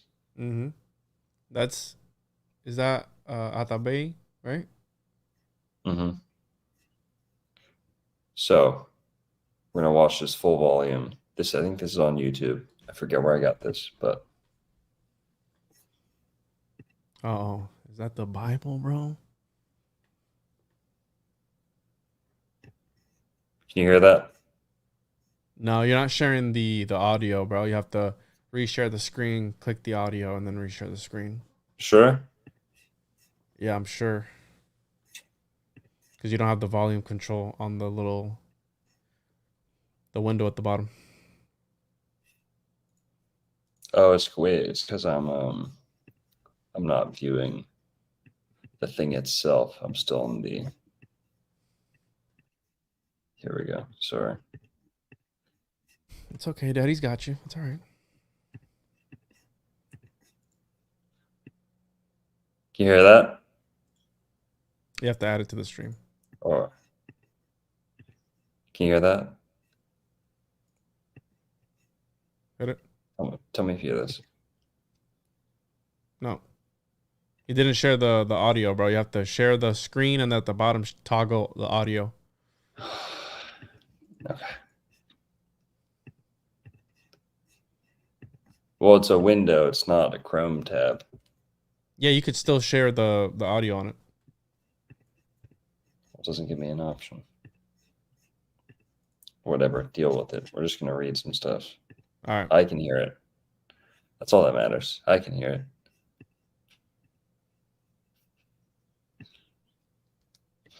it. So, seems like a black dude reading the Bible.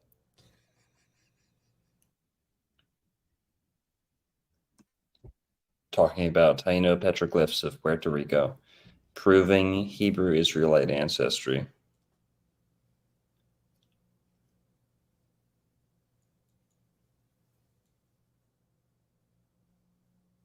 Mm-hmm. He's saying that people who descend from the Taino of Puerto Rico are descendants of Hebrew Israelites. That's what he's saying. There's a turtle with the X on his back. Kind of turtle. Frog. Yep.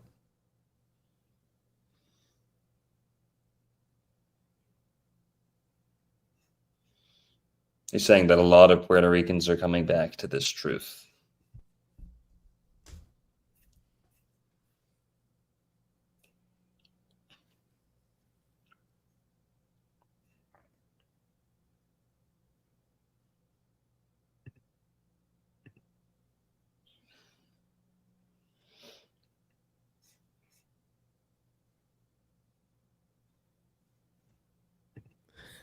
Oh, shit. These are the emojis of antiquity. That's my favorite comment so far.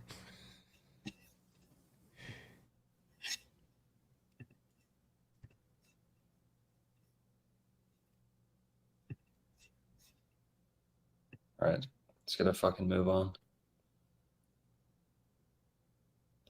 What's he drawing from the... Wait, now he's talking about ufology? What's going on? The Journal of Hispanic Ufology. What was he reading from the Bible, dude? I don't know, just some we was Moses type stuff. Oh, nice.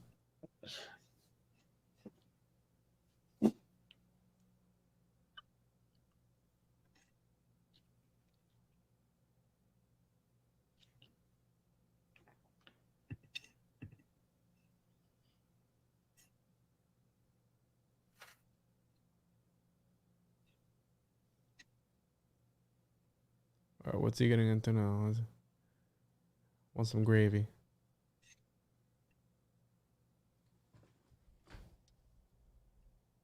Traces of Phoenician involvement in the Caribbean go beyond Cuba, appearing in the strange bearded petroglyphs of the islands of Hispaniola and Puerto Rico. These images show strange figures of bearded men, often wearing turbans or thoroughly non-Taino Indian headgear. Revisionist historians have often used the existence of these stone carvings to launch theories of Phoenician visits in antiquity to these islands. In a paper presented to the Centro de Estudios Avanzados de Puerto Rico y el Caribe, scholar Roberto Marinez Torres points out the existence of 17th century historical references to unusual divinities visiting the islands that form part of the oral traditions of the Carib Indians of the Isle of Tortuga. These white divinities taught the Caribs the building of huts, agricultural techniques, and the manipulation of poisonous yucca to make cassava bread. The last indication proves both troubling and interesting, given the absence of yucca and similar tubers in the eastern Mediterranean. However, we might not assume that Phoenician traders frequenting West Africa, as demonstrated by Hanno's expedition to the Senegal region, would have encounters. Oh, I don't know if the grammar is right on that. Would have encounters similar routes and learned Yes. how to use them. Curiously enough, the Spanish conquistadores learned the making of cassava bread quickly enough, turning it into a regular staple on their maritime explorations in the New World. Are you thinking what I'm thinking, bro? Those What? white divinities. Holy shit. It's the Aryans. Right? The white divinities taught the Caribs the building of huts. What is this? What Is are we talking about here, bro? It's a black dude writing this, or black dude reading this currently. We'll see what he says when he gets to the word white. He's gonna be, oh, hell no, man. That's that hijack shit, bro. That's that motherfucking hijack shit, man. Well, it plays into what you've talked about before, right? The interchangeable letters. Can't say certain thing. I don't know, bro. I'm just saying. Just saying. And yes, I did. Just Man, to show where you could building them huts, bro. We was building them huts, bro. To show where you could misconstrue a word, and then it just gets mixed up, like the rest of history. So, yeah, I want to hear what he says about this.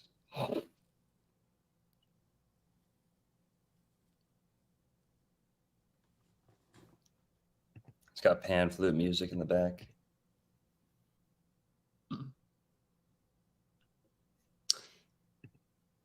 I'm only transmitting what I'm hearing, guys, by the way.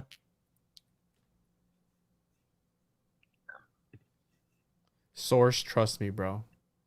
Mm-hmm.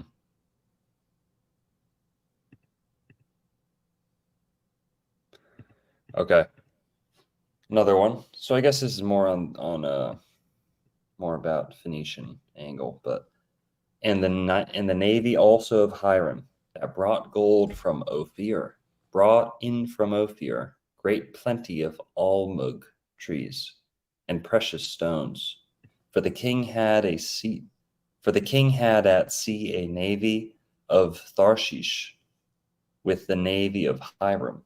Once in 3 years came the navy of Tharshish, and bringing gold and silver, ivory and apes and peacocks. So Interesting passage there. So he reads the rest of that. Here, let's get into this.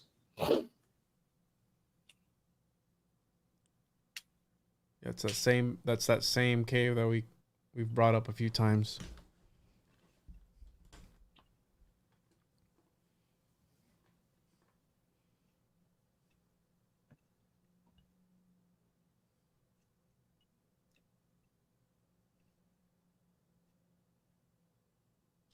So they found Hebrew Israelite writing in Cuba.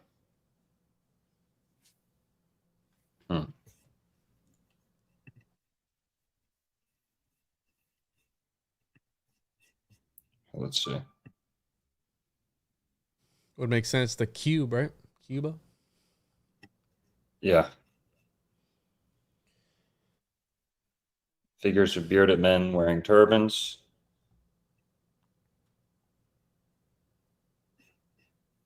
He's saying they're pictures of Israelites. It says I'm quoting him. It says Phoenician, but it's really talking about Israelites, Hebrew, etc. All the trigger words. We're just throwing them all in here. Okay. Little pineapple baby. Little baby Yoda pineapple thing. Swaddled infant type. Swaddled infant, sorry. Not infinite. Little homunculus, bro. That's a homunculus right there. True. A swaddled homunc.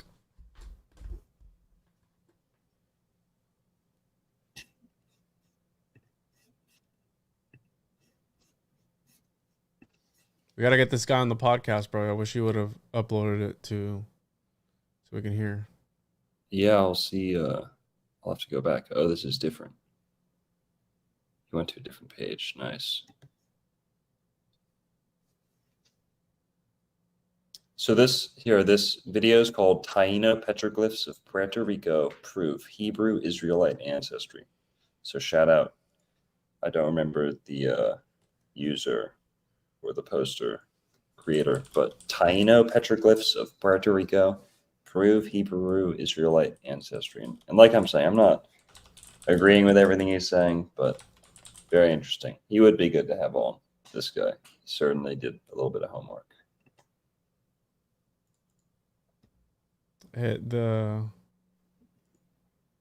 Page 2013, speaking on the petroglyphs of the Americas. It's on archive.org. I don't even think it's a channel. The video's on archive.org. So here, let me see if I can read this. It's a little blurry.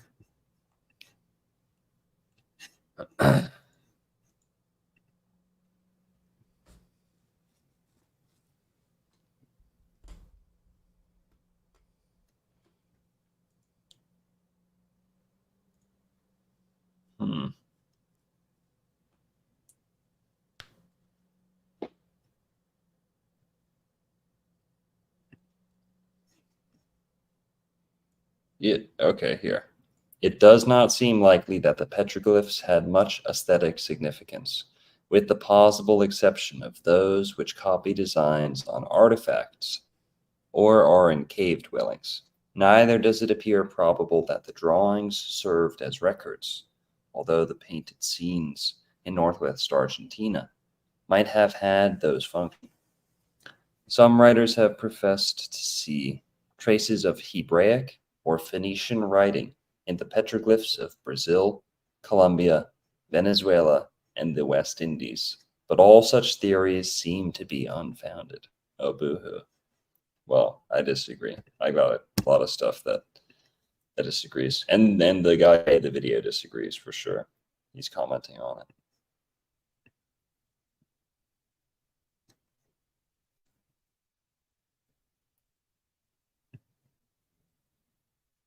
And okay, so here, that's interesting.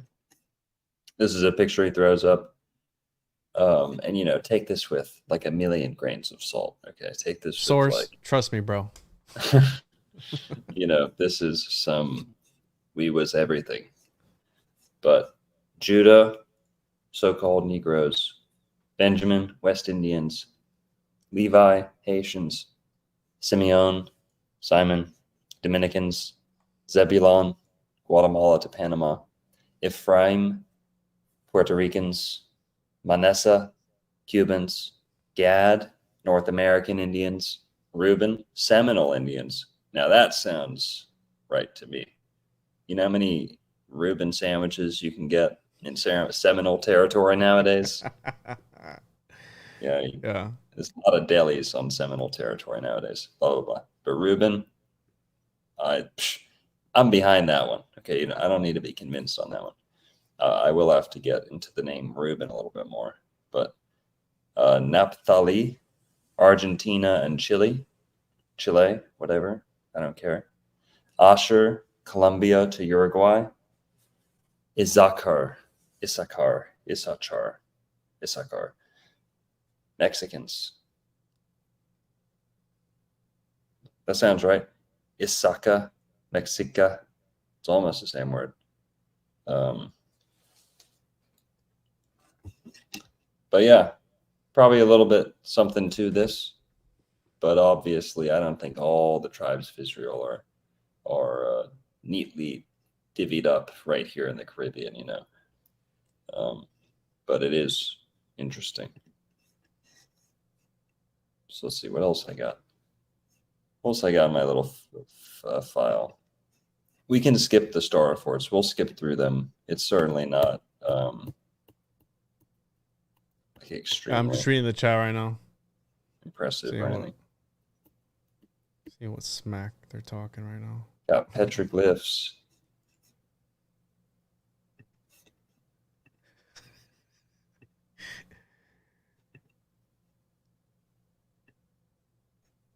I don't know, but that last one was kind of stretching it. But does it hurt when you stretch it that far?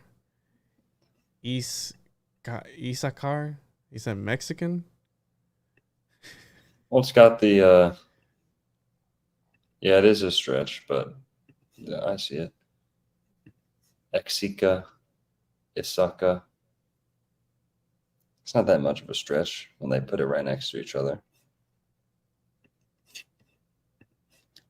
I think the whole thing, the whole concept is a bit of a stretch with all 12 being in the Caribbean. But, you know, I say the Garden of Eden was in Florida, so I'm not going to maybe reach around, bro. Source. Yeah. Trust give me a bro. reach. Yeah, give me a reach around, CJ. Reaching, bro. I'm just messing with you, dude. I never really got into any of this sort of stuff until I met you. So Here, let's look at this little face.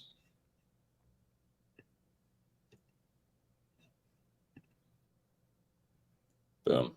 Here's the face. So this is recent. You know, this isn't some.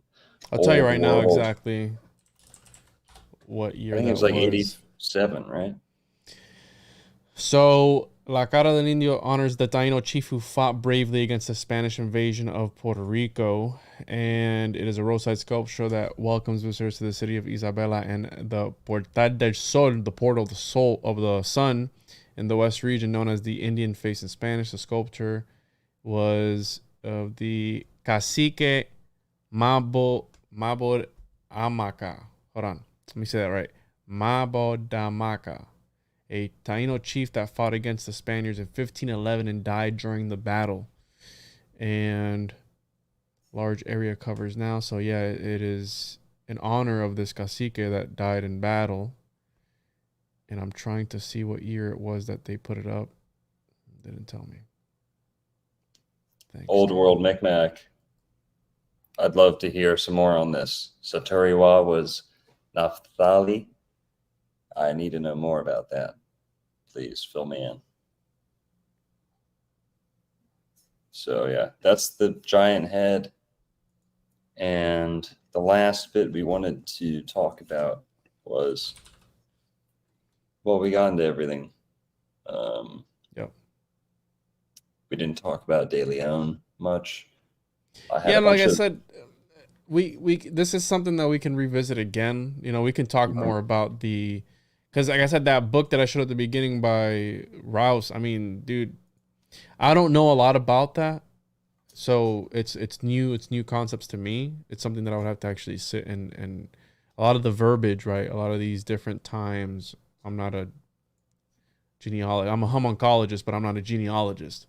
So I'm not familiar, but we can definitely revisit this and talk about maybe the star forts of the Caribbean as a whole, right? And break some down because there are some interesting ones there. And yeah. Mm-hmm. For sure. Here, I've got one last thing. We'll just go through some of the forts on the island real quick.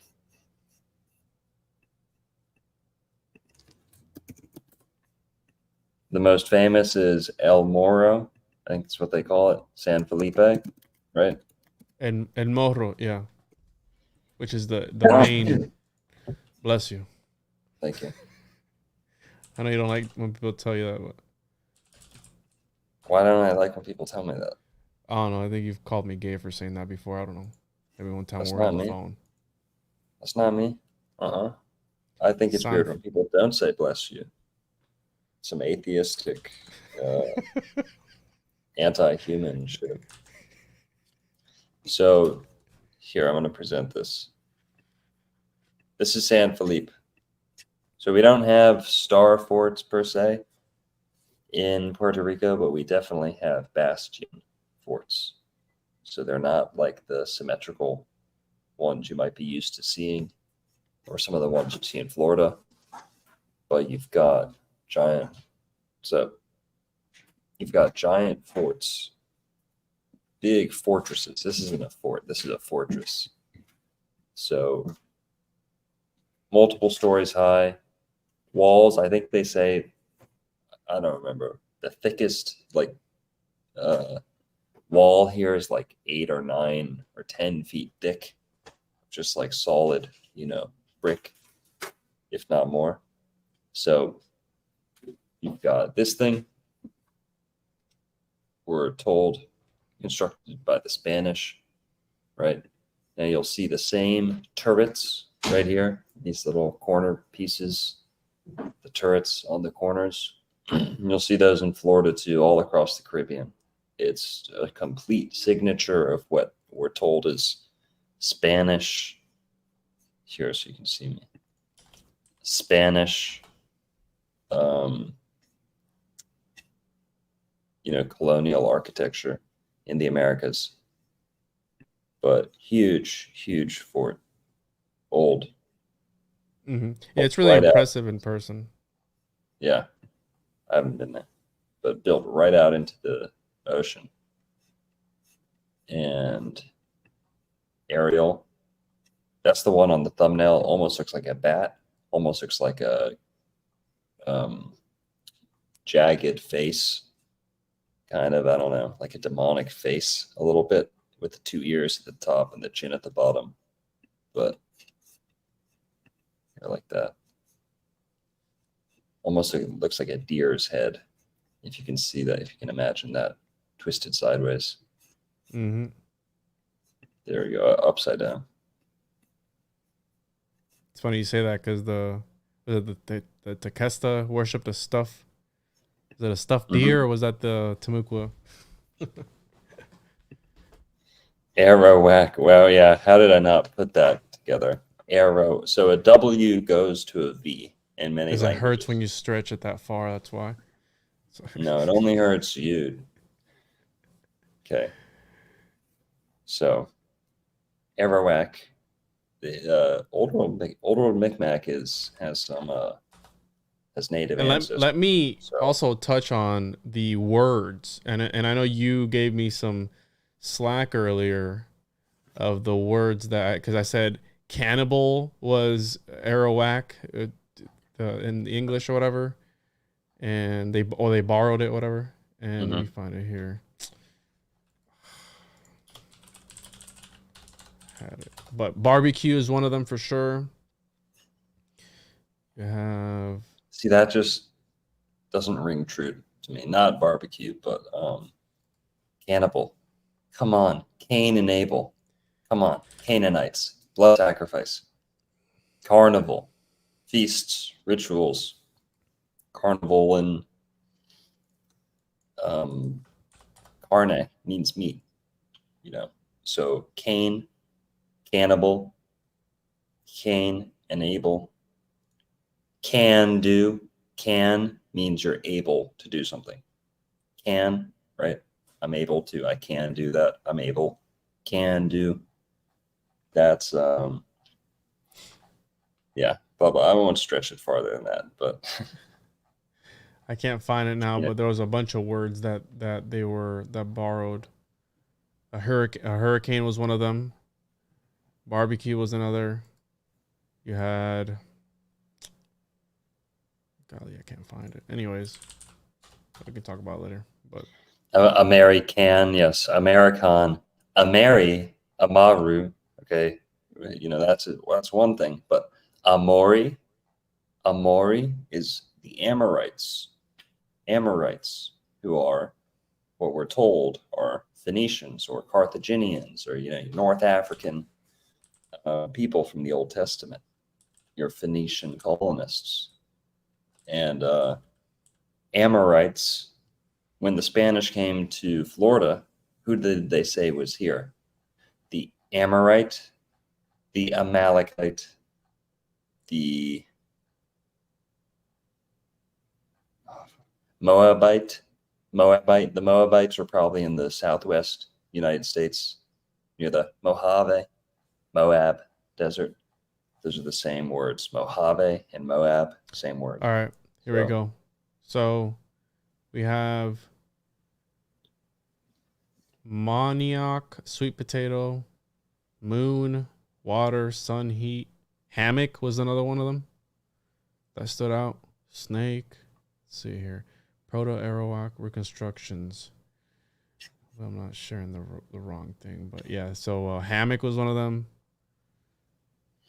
Let's see here.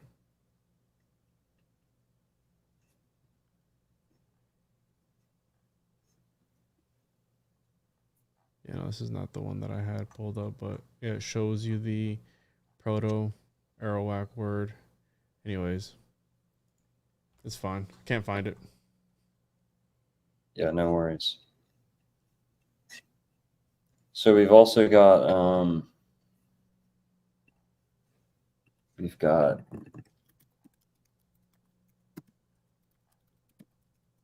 this guy, and I think I should have given the date. Actually, it doesn't even matter. Everyone's gonna deny the date anyway.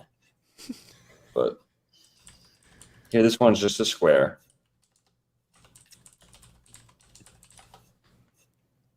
You've got, this one's interesting. San Geronimo.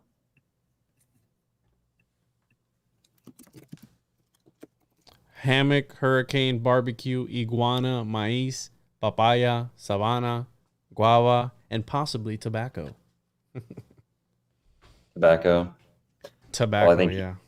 Eeyore Bach would beg to differ on that one, but well, he was doing other stuff, so. Exactly. What yeah, right here. Cannibal, since different dialects of Taino interchange L, N, and R sounds, when Columbus heard the name of the Caribe in Cuba, it sounded like caniba. The fierce tribe was believed to eat human flesh, and the word angelicized as cannibal was generalized to mean man-eater. Canoe. So they're really not going to mention at all. Carne means meat. Val comes from Baal, feast of Baal, sacrifice. Carnival. Come on. Listen, bro, this is just what the internet's saying. If it's on the internet, it's true.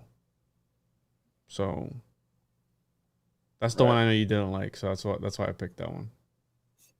Amen. That's that shit I don't like. Little Florida jam. Shout out Chief Keef. You think he listens to the show, bro? Oh yeah. I think I feel like Kodak Black. I feel like Lil Yachty does, talking about the Seminoles. Talking about the Seminoles all of a sudden. But no. Shout out to Lil Yachty. If anyone did, it would be Kodak Black, because I know he's into the occult. And I'm not saying I think these guys watch or anything, but if any rapper, if any Florida rapper, or if any rapper, it would be a Florida rapper who are into Florida, who are into like ancient Israelite Moorish connections, and that would kind of narrow it down to Kodak Black, who's also based and loves Trump. And Lil Yachty made a song about the Seminoles a couple of months ago. Really? Yeah. Black Seminoles. Whatever. I don't care. I don't watch rap. I don't listen to rap. Yeah, look at this one. Island Boys, yeah. You mean the Epstein Island Boys? Come on, bro. He's hitting all the trigger words on this one, huh? What is that? I think so. Probably. Who cares? It's a thing. We love Biden. We love Clinton. We love all of them. Yep. Vote blue till you're blue in the face, y'all. That's right. Nope, don't. We're all about that Shut red. up, bro. Okay. Just don't talk, dude. Uh-oh, look who it is. Look at this guy. Super Gremlins equals Seminoles.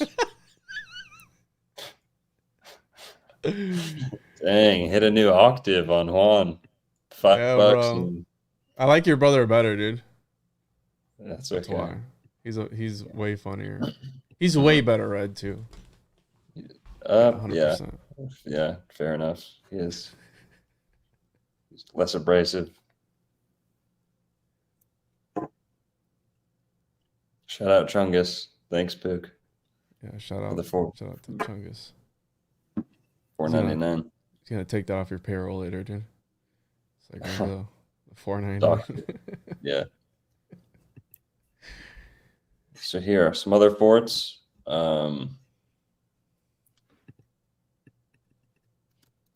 Also, I think is it De Leon's house too, bro? Is a certain type of style. Is Mediterranean. I think they call it La Casa Blanca, the White House. Oh, hey, so I was wrong. There is like a star fort I could in have swore there was. Puerto Rico. Yeah. I spoke too soon. It's just not the most famous one. And it's not next to water. Or actually, it's pretty close to water. So Fake news. yeah, they're all close to water. Almost always. It's not that close to water, though.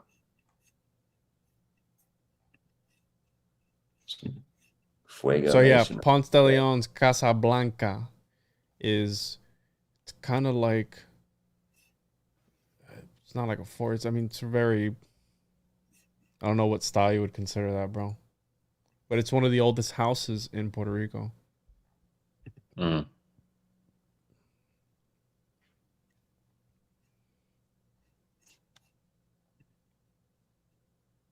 Yeah, from the 16th century. That's wild. So here, oh, there's another good aerial. Smart good. What's the name on that one? Fort Conde de Mirasol. Or is that Mirasol, like looking at the sun? View of the sun? Like, yeah, Mirasol, yeah, so it's like sun gazer or sun looker. Ooh, nice. I don't think I've ever heard you talk about this. What's the significance of Star Fort, bro? What's your take on it? Now, people always point to kill zones. Now, I'm behind it. They're cymatically designed. You can't. Some of them are so intricately designed that you'd never think this is designed for the destroying of life, like for bloodshed. Yet, when you do the math, when you do look at the kill zones, the Star Fort produces the least safe zones, meaning you can kill as many attackers as you can see, and the Star Fort allows you to see them all. There's no blind spots around the fort. Now, is that true for almost all the Star Forts? It is true. However, that doesn't throw out all the cymatic influence and the cymatic, the sacred geometry behind them, because it's not just like this one. Yeah, probably looks pretty crude and simple at the top of the hill, but some of them branch out into extremely complex. Here, like, just search. Probably one of the ones in like Belgium or something. Oof. I mean, what are they planning on getting assaulted by, like 100 canoes, or That's wild, man. It's kind of absurd. And then you see how some of the cities are so large that the buildings will just start bleeding over the walls. Like they're not contained, and they'll bleed outside, and then you'll lose the original shape. However, hundreds of years later, you can zoom up from the city and you can still see the original shape of the walls, even if so much stuff has been built over it. But blah, blah, blah. What happens is with the kill zone theory, when you're dealing with such long, like some of these star cities are, these bastions are so wide. Oh, this one's one of my favorites. Okay, these bastions are so long, so wide. The So she said. The prods to this ninja star are so long, where it doesn't make sense that they'd actually be getting approached by attackers and just funneling them into the kill zones. Even though it is correct, it's geometrically correct. It's just they're so far off that no enemy would actually, funnel themselves into the kill zones this far away, seeing clearly what they're designed to do. And not only Stick that in your phonetic pipe and smoke it. Kill zone equals calzone. Now, with that, why I'm talking about the kill zones is the same way that I talk about the old fertility system, the infantry system, the baby making, how all, we devote countries today, America devotes all, like most of our resources and money, or not most, but a huge portion, if not a majority of our money to bloodshed, like war making, the industries behind war. Check out Fort Launch. Okay. Chungus has spoken. Yeah, that's a nice one. Yeah. That's almost like mimicking. I don't know if you've ever heard of I think it's got to do with Tycho Brahe. Chungus is going to know who I'm talking about. But he traced the rotation. Again, I know some people think space is fake and gay, but there's these certain shapes that these planets, their orbits make, and it kind of sort of looks like that. They're like kind of like a lotus. What I was saying about the kill zones is it just might be the case that some of the shapes most geared towards taking life, like a star fort like this, where there's no places to hide, meaning there's no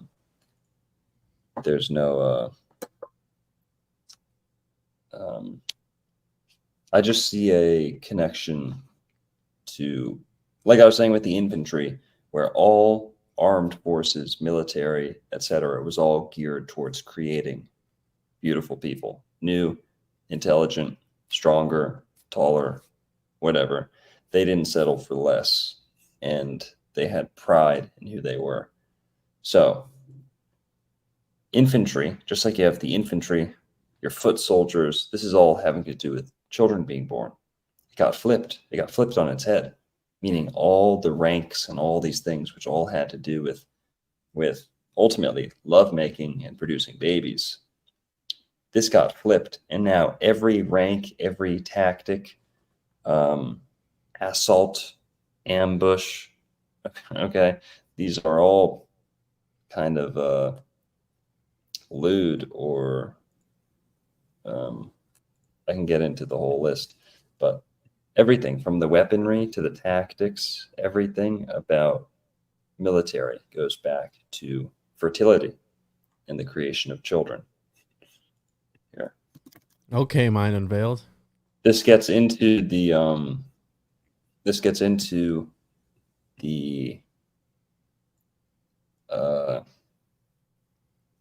shit, I forgot what I was going to say, but whatever. So all war making was originally love making. And where do we get this? Military. What does litter mean? A litter mill or puppy mill, place that pumps out children.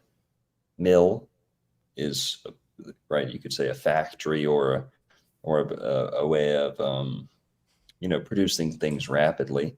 Then you have litter, which is a offspring, right?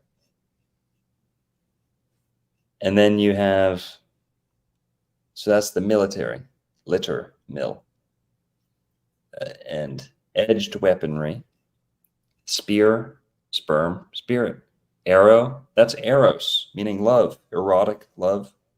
Erotic goes back to eros. That's the eros, Cupid's eros of love. Shaft, that one's evident. Fletcher is the flesher, the person who strips the feather, who ties the feathers onto the arrow. It's the fletcher, the flesher. Okay, quiver. If you put your arrow in your quiver, okay, well, I can think of another instance where something quivers after having an arrow put into it. So that's the only other place you'll hear the word quiver, kind of, unless someone's really afraid. You don't really quiver in fear. You quiver in, well, lust or whatever. So the reason I'm going on about these military terms, it shows how even though there is a military use to this fort, doesn't deny that it probably came out of something way more geared towards the creation and preserving of life originally. I'll go on with the list since it's fun. Axe. That one's a little bit of a stretch, but a cutlass, cuddle ass, cutlass. A rapier, rapier. A bayonet. What's up, bay? that one's. I'm having fun with these two. But Or would you say cuddle ass? Is that what you were saying? Cutlass? Cutlass. Yeah. It's like cutlass. cuddling booty cheeks. Is that what you're trying to get at? Yeah, it's a type of sword. Artillery. That's artillery, tilling with the heart, right? Tilling with the heart. Ballistic, something that shoots ballistic. Come on, guys. Okay, cannon. Oh, she had big cannons. Oh, huge cannons. She walked in. Pistol. Well, not to be crude or lewd, guys, but pistol. Battery. Well, you might get charged with with battery. Assault. Ass. Halt. Right. Ambush. Let's get some bush. Oh, did I lose? Well, maybe this isn't the channel for you, sweetie. Go check out Archaics, maybe, or something. Sorry, not to be. No. Just again, this is the first time I'm ever hearing this, bro. So this is news to me. Again, I'm trying to be open-minded. Combat, a booby trap, the foxhole, protection, surrender, emission, right? Phalanx, formations. That's a phalanx. Okay. Castle, take away the sea, people. Military ranks, foot soldier. This is where we see that was lovemaking. Now we get to the ranks, and you'll see the creation of children. Now, this isn't just the lewd sex perversion stuff. This is actually children being born, and they took pride in the lovemaking too, because you don't want shameful lovemaking. That creates shameful people, right? So, and we're not saying pride here, like South Florida pride. We're saying, we're saying proud, like proud to be alive, not pride. But blah, blah, blah. Getting into the ranks, I hope this all demonstrates how forts have both military and fertility, healing, cymatic. They're also used to treat water too, right, Longo? They got like these things in the walls where they can treat the water. Mm-hmm. I mean, that's. Yeah. Well, how are humans supposed to be born? In the water? So we'll get into the energy. Of course, the energy. That's not my forte at all. I don't know the proud versus prude, a good one. Old world knickknack. But also, if you prod something, that's prod. Do you want to get prodded? Seaman, yeah, that's the Navy. We'll get into the Navy here. Foot soldiers. When a child is born, no one in America can tell you where foot soldier comes from. No one in Europe can tell you where foot soldier comes from. right? They can try. They can say, oh, they can point to this. Oh, it comes from that. They had their boots were wet, and whatever the story is, I don't care. You have the foot soldier, soul dyer. When a child is born, the soles of the feet are dyed upon paper.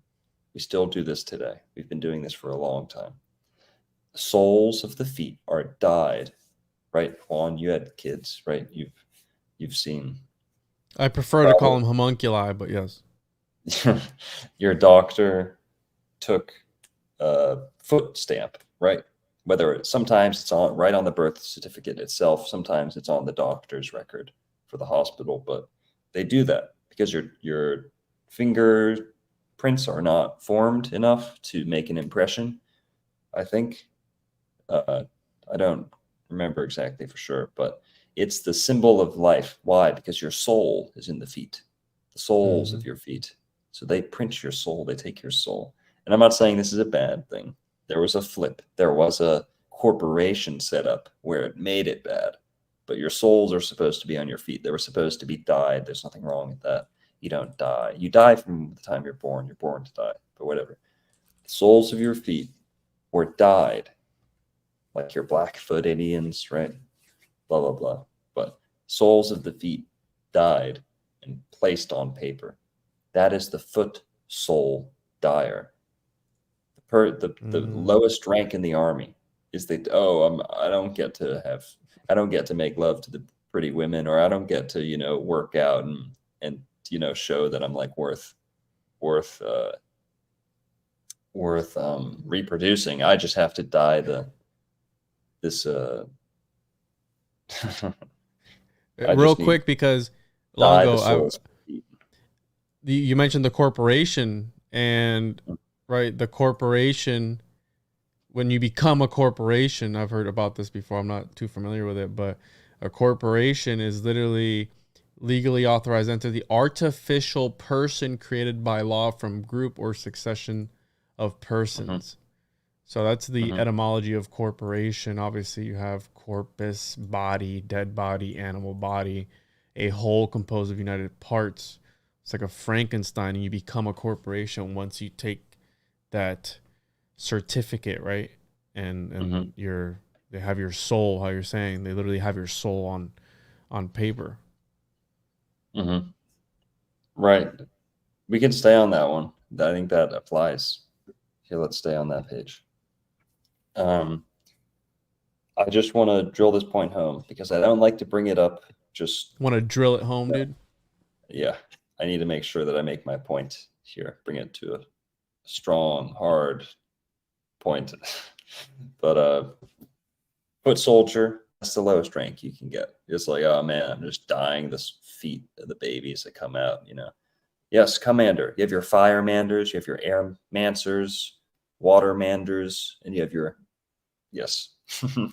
Bro, I'm bringing these up because I think they're hilarious, and you just keep you just riff. No, it's true. No, watch it. Listen, yes, it's hilarious. I have fun reading these too, but listen. Sergeant.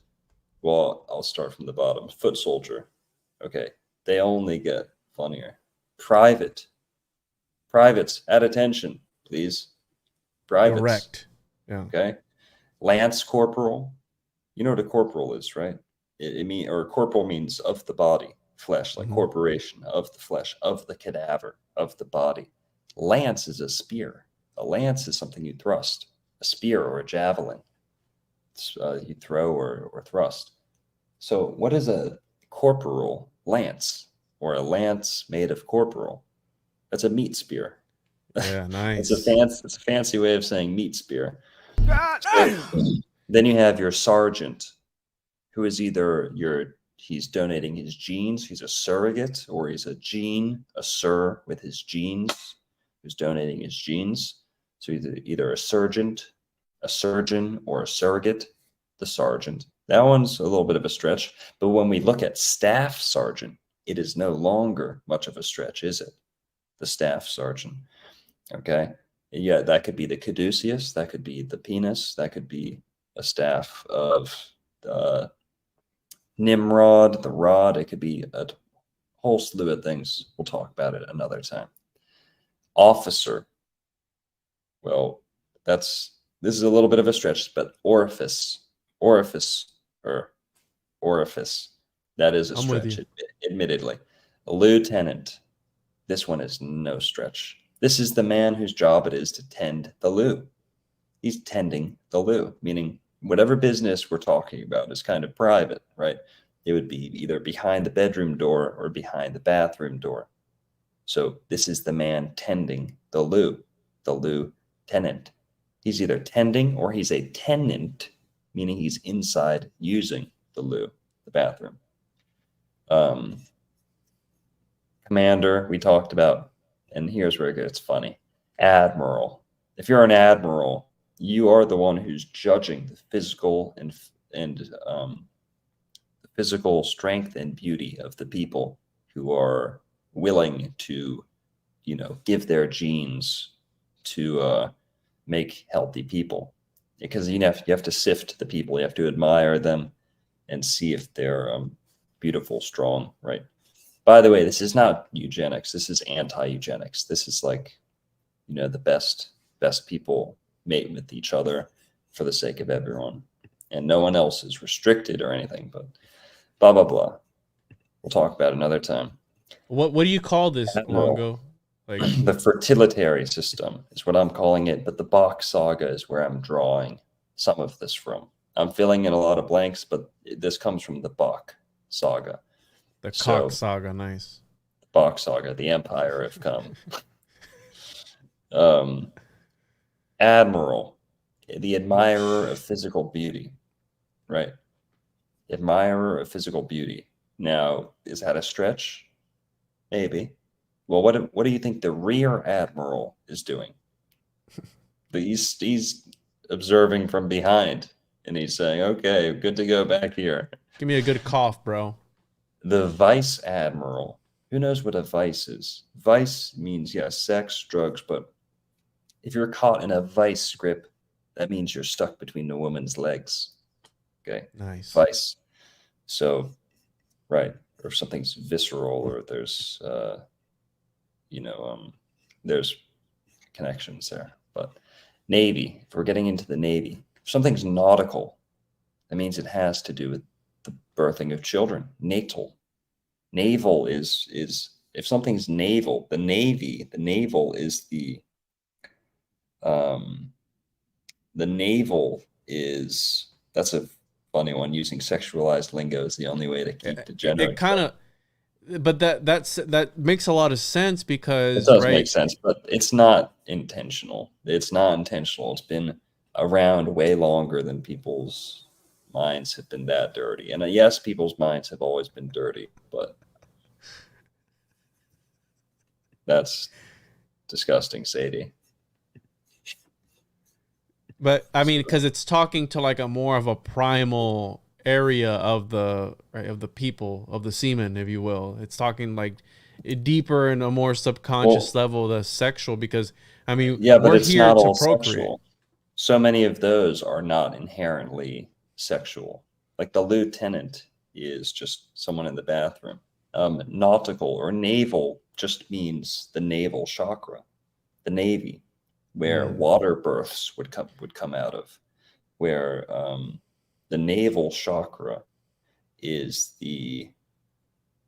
where the baby is tethered under the belly button, and that's the naval chakra. So the orange chakra, that's why navel oranges are orange. Navel gazing was when Greeks would stare at their own belly button. But whatever. Nautical, natal. Navy, naval, meaning sex related. So the navel chakra is the chakra associated with procreative sex. And so we went through all the military. I could go through a million more weapons and stuff like that, but it's premature ejaculation, dishonorable discharge. That's funny. Dishonorable. Yeah, that's probably. But since we've gone through that and shown almost every facet of military, Answer this one though. Answer this one. Sure. Well, Sagittarius rules the hips and the thighs and the outer butt. Like a horse, horse Sagittarius rules the horse, okay? The horse is the animal with the big butt and the round butt. Oh, fucking, You scared me, bro. fucking big ass beetle just It's flew sent above by my- the CIA, brother. They don't want the people to Landed know on about the booty, the pirate Excuse booty. me. So Look at this you'll dude's find freaking profile picture, bro. Sagittarius women often have the biggest butt. So Hey. Scorpio rules everything that would be covered by a thong, if that makes sense. Sagittarius rules everything outside of a the G string, so to speak.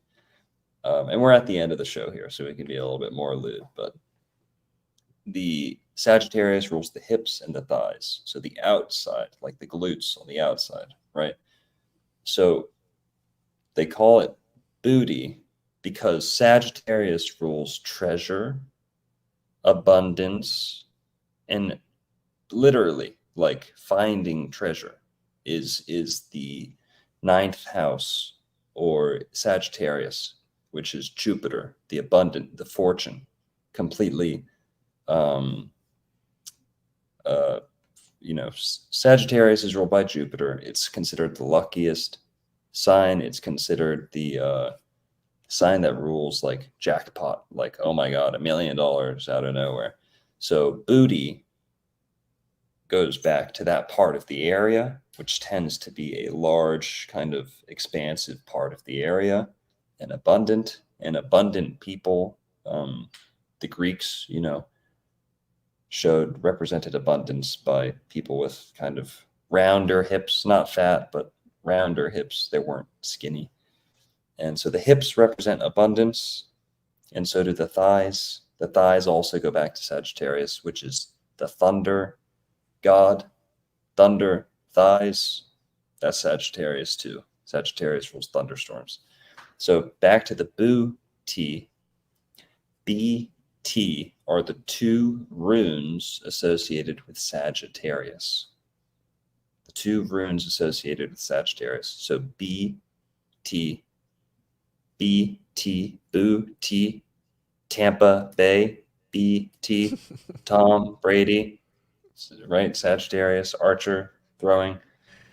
The big stretches, but leaps, not stretches, just leaps. Just leaps. That's crazy, bro. I never thought. But booty represents, it's bounty. It's the same thing. Sagittarius rule bounty hunters too. Booty, bounty. Bitte in German, BT, bitte means thank you, and you'll see them text that BT like LMAO, laughing my ass off. They'll text each other. They'll acronym it BT, bitte, which means thanks, gratitude. Bitte, or sorry, please. It means please, but in the hopes of, it's gratitude too, but you're saying please. Bitte, can I please have that?